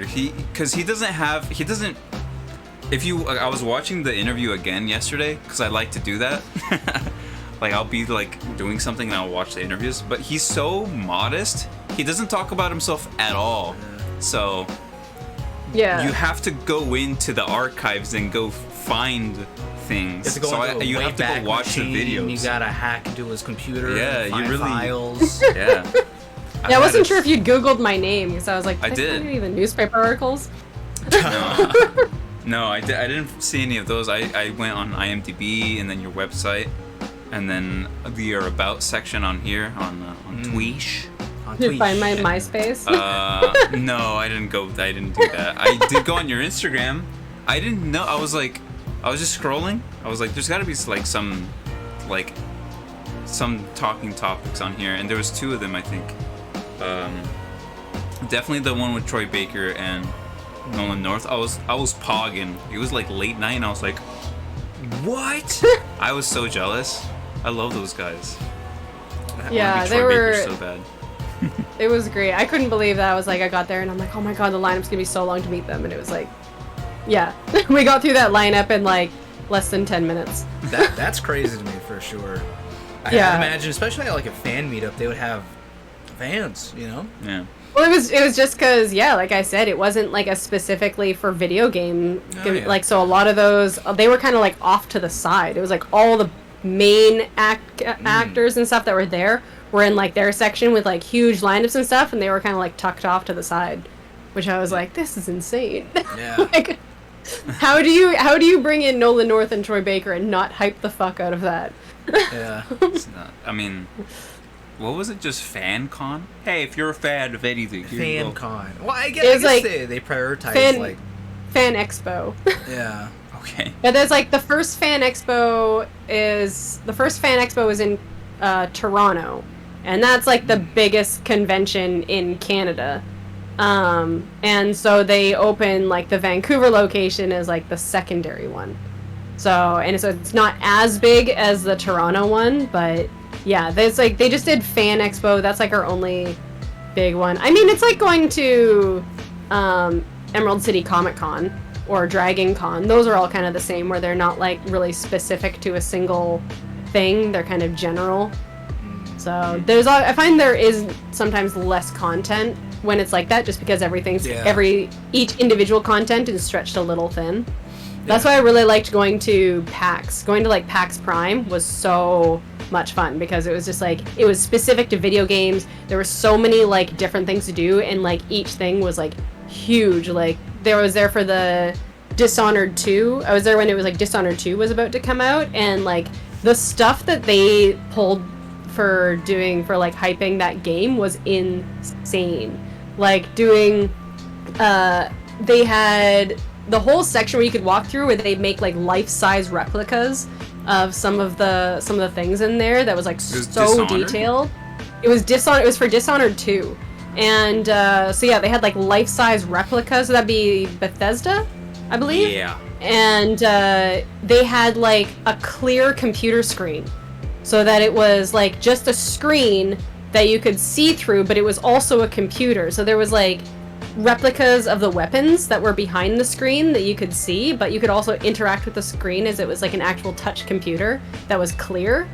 And I was just like, I'd never even seen something like that before. I was like, how does this work? Because that was also like 5 or 6 years ago or something. Oh shit, yeah. And then they had a party on the docks in Seattle where they'd hired actors to play characters from the video game. And so you go there and you got tickets that were, I still have them. They were like really professionally, they looked like they were from that universe. And you used the tickets to go in, and you got, when you used them, you got a free drink and a free snack for food. And then there were actors playing the characters, all like in character as they were there. And you had to talk to them, and it was all a puzzle. You had to go through and you had to like talk to them to like find out who you had to talk to get progress in like they're like, oh, you want to ask about the blood flies, and you're like, okay, and then you have to figure out who you need to talk to about the blood flies, and you go and you like drink, please.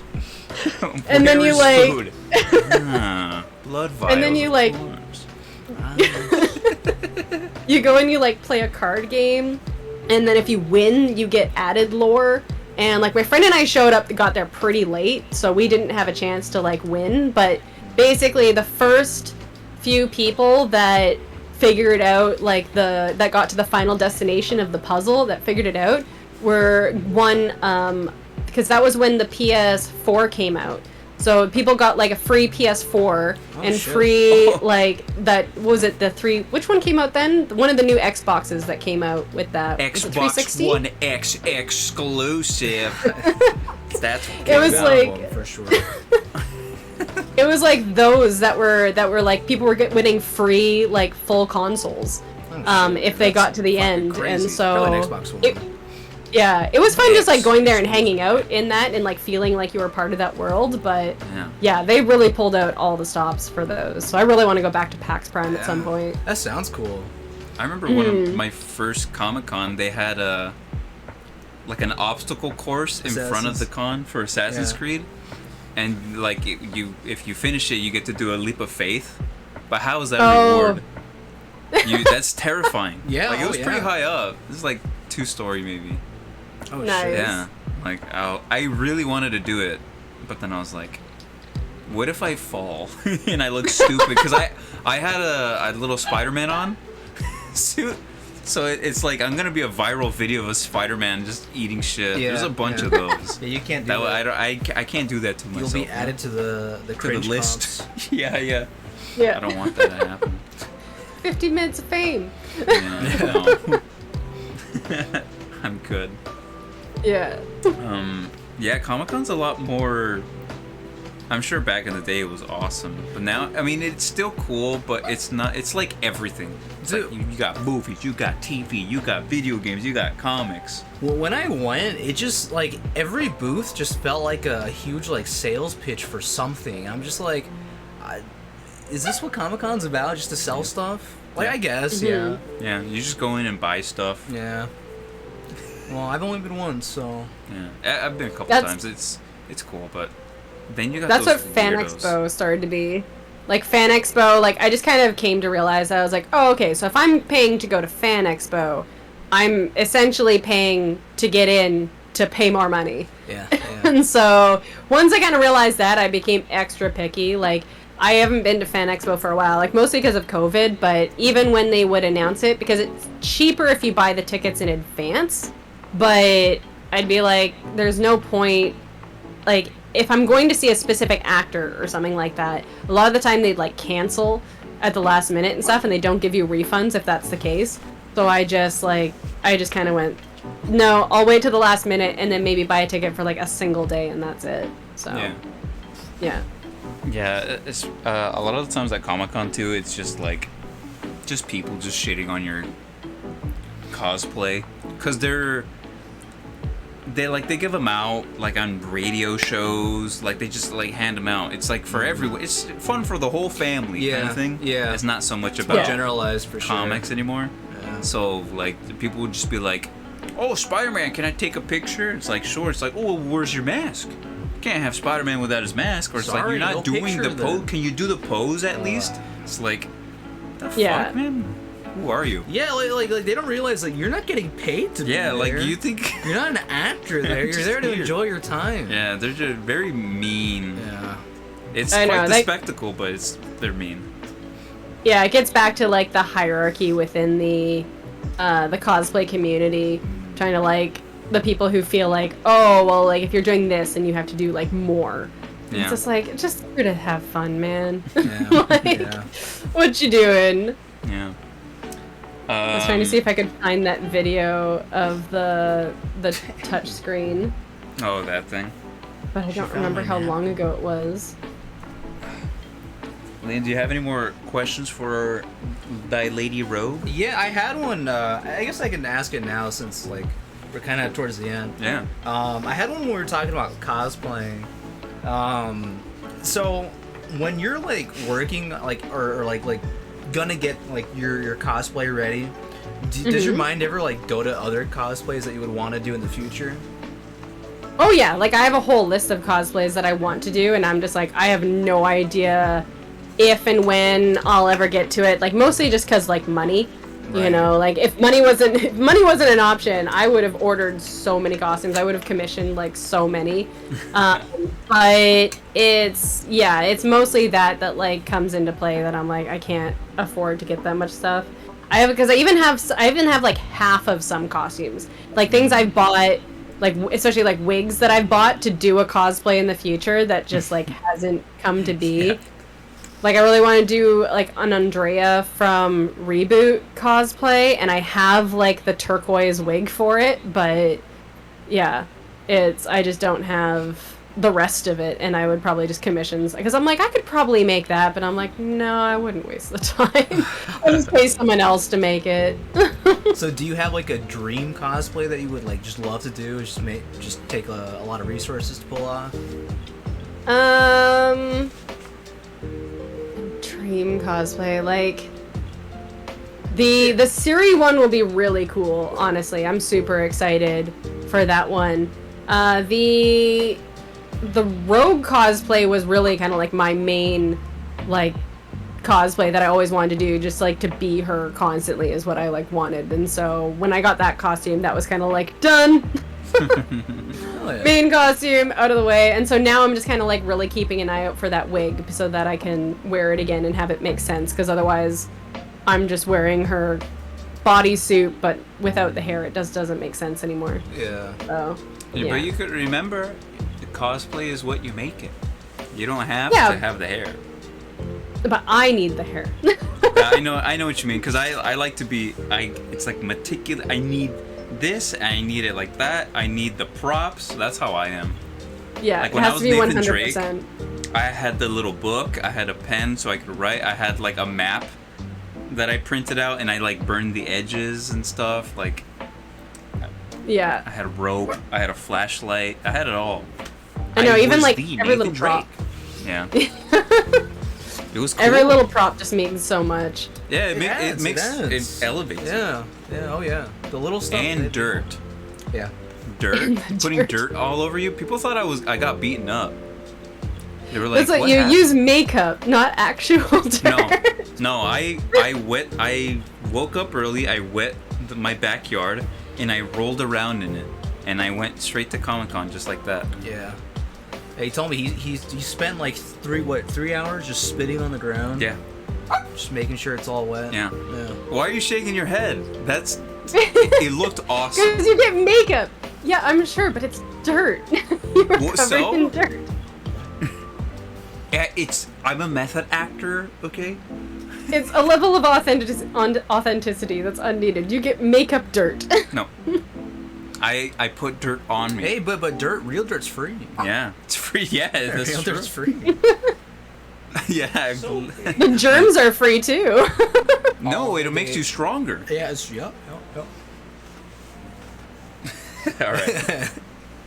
Okay. I think that's all the questions I have for you, unless you got one more. But no, I think I got most of mine. Yeah. For sure. I'm sure I'm like missing some that I had before. It's okay. It happens. We had 3 hours. It's our fault if we forgot. It's true. But yeah, I think that's been the interview and the stream. Yeah. Terran, thank you so goddamn much for coming on here. No worries. Thanks for having me. Do you think it's gonna be cringe fun. if we shout you out and we get to see a clip before you leave? No, go ahead. You want to do that? I was gonna say either way we should. I'm gonna do that. Okay. Shall we go to the theater or keep it here? Actually, I think we gotta go to the theater. Yeah, Daniel's immune system tripled that day. It did. Ooh, Last of Us 2. Oh, I hated Abby. What the fuck? Oh, so these are like super old clips. Come on. We didn't see you. Are you serious? Yeah. Who the fuck did that? Oh my god, awesome. that was awesome. That was Those awesome. are. That's the thing. I feel like so many of these clips that come up are like from like, because that was back when I was literally streaming through the PS4. Oh. So, yeah, so it's like I didn't even have alerts or anything. So some of those clips are like so old, and I see them, and sometimes I see the really old ones. I'm like, oh my god, I've come so far. Yeah, that's we had most of our things because I had like a vision of how I wanted the stream to look and be set up, Yeah. but we didn't know audio and the PlayStation 4 fan was an issue. Yeah. Yeah. Yeah, well, it's like when I Pretty first bad. started, I was literally just like streaming through the PS4, and then I had my laptop that I was like using to watch, like, I was using that so I could see chat. And then in order to play PC games, because I tried to stream some stuff from my Mac, actually from my Mac computer, because there were some games that would actually work on there, but like things were so choppy whenever I tried to do it. And then, yeah, my friend Mega Steak Man lent me his laptop because he was like, oh, I've got like a really good like gaming PC laptop, so I'll lend it to you. So he was like super generous, and I used that for like probably almost a year that I was using that in order to play like PC games and stuff. And then, yeah, and then I was able to save up enough that I got the computer I'm using right now, which is Alienware one, which like everyone is like, Alienware is so expensive, but with how much the cost of graphic cards and everything like jumped up over time, because friends are like, oh, it's so much cheaper to build your own computer. You can build your own computer for like super cheap, but then once all the parts went up in price, it became so much more expensive, like ridiculously expensive to build your own computer at that point. And so it got way cheaper to get it like a pre-built computer. So even it was still way more expensive than it used to be, but like for this with the monitor was like $4,000 Canadian. And so, but that's cheap these days, and that was like, what's insane. Yeah. That's crazy. Fuck. I don't even know how much that is, but that sounds steep. No, I mean, I think in American it's probably like in the early, like just over $3,000 probably American. Yeah. That's insane to me because I used to work at Best Buy selling computers, and like I remember the most expensive, like back in the day, like maybe 2016 around there, like it'd get up to like maybe $2,000, $2,500, like. That's considered Holy like shit. that's beefy. State of the art. Yeah. Well, that's what my friend would Top always of the tell me. line. Like Scruffles was like you can get, because I have an Apple computer that cost way more actually, but because Apple just already cost more. But like my friend Gruffles was like, you can spend $2,000 and get like the best and most amazing PC like ever computer. And so, but right after COVID hit and like cryptocurrency and all of that, once it skyrocketed those prices, it like, now it's like impossible to find a good computer for that price. That's crazy. Like, that's it's crazy. Yeah, like $4,000 is cheap compared to everything else that I was seeing that was like $6,000, $8,000. I was just like, especially the fact that this has a 3080 graphics card. Oh, that's good. Yeah. Yeah. So I know that's where most of the cost comes from. Damn. Or you can just get a friend that is PC savvy, like Mr. Liam here, and then you wait till he upgrades, and then you get his hand-me-downs. It's true. It's true. Yeah, like I know like Scruffles is like just watching and waiting for the graphics card prices to come down so that she can get one and play like certain games that she can't even play right now. Because her graphics card is too dated, but They have come down like ever so slightly, but I don't think it's gonna last long. Yeah, she messaged me about it. She was like, they came down just a bit. Yeah, just a little bit. Yeah. Fuck, Yeah. Dude. So, yeah, I just went ahead because some people are like, oh, well, you can get like a lesser price one, and then as prices drop, you can upgrade. I'm like, no, I'm just going all in. Just get everything, and then I'm never gonna need to upgrade it for a long time after that. Yeah, that 3080 that'll last you for fucking years, decade years. Yeah, Wow. It's like Yeah. it's the second best graphics card Yeah. out there right now, because the only one better that they came out was around the same time as the 3090. Yeah. Yeah. And that's like not even really needed. Like this will play everything. Oh yeah. So- 3080 is like, yeah, it's good. That's Yeah. badass. Good. Yeah. And so that's kind of how I am. Is I'm like, some people are like, well, you can get something lesser quality and then upgrade. It's like, yeah, That's I'd rather the just rule. splurge and then never need to do that again. That's how I am as a person. Yeah. Like if I got a Yeah. ticket, it's like driving school, pay it. I'd be like, I fucking pay it. I don't care. It's on my record. Cool. Arrest me.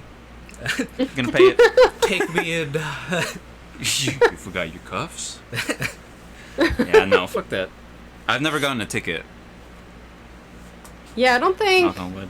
Oh yeah. So, I think they tried to get. Someone tried to give me a parking ticket one time, and you fought and it was them? because I was like, I'd parked in a spot that was exclusive to some stores there, and I'd run across the street for 1 second, but I was coming back to like, I was coming 1 back second? to get Are you the something from Flash? that. Yeah, and I was like running across the street to just get something from a store, and I came back, and someone had been like waiting and like watched me, and then gave me a ticket because it's like, oh, she didn't actually go into one of these stores that was right Wow, here. what a fucking and then asshole. after I'd gone to that store, I went into one of those places and I bought like a coffee or something, and I came out, and so I was able Yes. to like dispute the ticket because I was like, look, I ran across the street for 1 second, but I was actually supporting these stores because I could show the time. I'm like, here's a picture of my receipt. It was like literally 2 minutes after the ticket was issued. So I was like, and they said, okay, well, we'll get rid of it this time, but next time you'll have to pay if this happens again. And yeah, You'll it's, have to like, drive your never car to happened. that parking spot and drive it back. Oh, God. Ridiculous. Yeah. So that's the Assholes. only like ticket I almost got. Other than that, no. Oh my god, is that Padme? Oh, Wow, Padme! literally coming in right at the end. It's true. It's true. But Padme, how's it going? How you doing? She said that she misses us and she loves us. Aw, what love about you too, what about Padme. Terran? Have you seen Padme? I'm sure it goes across. All right. I think that's about it for today, right? Yeah. I think Yeah. it's been fun. Yeah. Are you streaming later or no? No. Next stream It's your is yeah. Today's a day off because right now Jonesy's streaming, so I'll be popping in there. Okay. And I already have her up, but Oh. yeah, okay. Jonesy's streaming tonight, and always lurking my Jonesy and you guys. Oh, okay. Okay. I'm I'm just making So it's like sure. even when I'm streaming, I'm like pulling up. I'm like, okay, I got my lurks up. But yeah, and then tomorrow it sounds like I've been messaging my friend. It sounds like we're gonna hang out, and then yeah, so Saturday is the next stream, continuing Cult of the Lamb. Oh, hell yeah. yeah. Did you download Yeah. the extension, the Twitch one? I did. Well, I got the extension. I also got the what was it? The special version with like more skins and stuff. Also, Daniel, you're dead. What? Oh, sorry, Daniel. Why? Blame chat because for a few times, like first of all, people were like aging out, but also chat apparently kept voting when I came back to like have one random person die, and I kept coming back from my missions, and it was just like this person died of old age. Also, this person died, and I was like, I mean, we've also had a few people resurrected, but yeah, we've had a lot of people die recently, so we're running a little thin in our cult Oh my right This now. is God. bullshit. You guys are kept killing me. What the fuck? I literally just got there. Next And time you I meet keep next- running out of everything. Nick Gobe! Oh no, wait, no, I have the wrong stream up. I was like, who? It's going good. I just finished up baby night routine, so I had a chance to stop in and say, show some love. I love you, Terran. Damn. Nah. Alrighty, I think we're gonna peace on out of here. I think we'll probably give a raid out to Miss Jones. Miss Yeah, I'm Jones down. even. Miss Jones even. Here I could do that. Yeah. Pop that in. He's fighting a boss. He's fighting a boss right now. Oh, she is. What is she playing? LD Ring? Yeah. Oh, hell yeah. Dar's Scourge Radan? Oh. She's in like the sand. Radon? Oh, she's fighting Radon. Wait, you didn't play Elden Ring yet, did you, Terran? No, she's playing Dark Souls. No, I so- haven't. So I've been watching Jonesy play, like, I've been watching like some of it, but when she goes into bosses, I've been kind of more lurking than watching because I don't want like tips on how to beat things before I play it myself. Yeah, So- that'll be. I think you'll enjoy it a lot. It's. I don't know. I don't know if you would want to say better than like the Dark Souls series or I like to say more accessible for sure.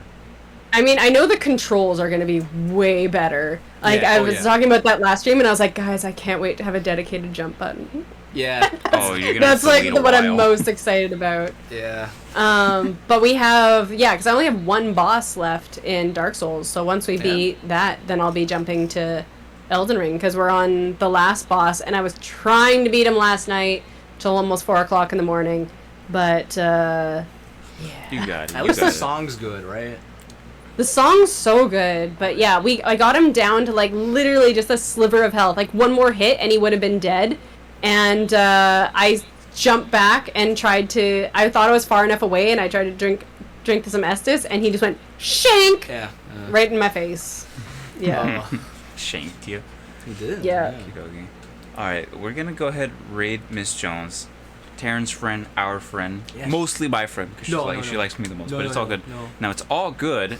But thank you so much, Terran, for doing this interview. A little short notice, but I think it came out rather well, I think. Yeah. Yeah. We had you on for what? It's an 3 hours, almost 30 minutes. Yeah, that's crazy. So that's pretty. That's crazy. you're probably our longest. Yeah. Yeah. What was it? We probably. started at 6, so yeah, 3.5 hours. Yeah. Yeah. There you go. Yeah. Okie It was dokie. fun. I enjoyed Yeah, it it a was lot. very fun. It was very fun. But dude, I'm just super glad that she gets to stream late nights because that's when I'm snacking. Yeah. And I go in there. Yeah. And I'm just like enjoying my friend.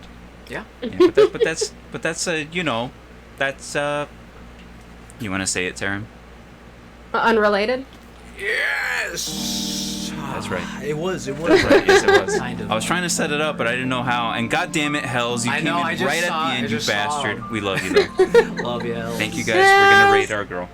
Can you still hear us? Oh. Bye, guys!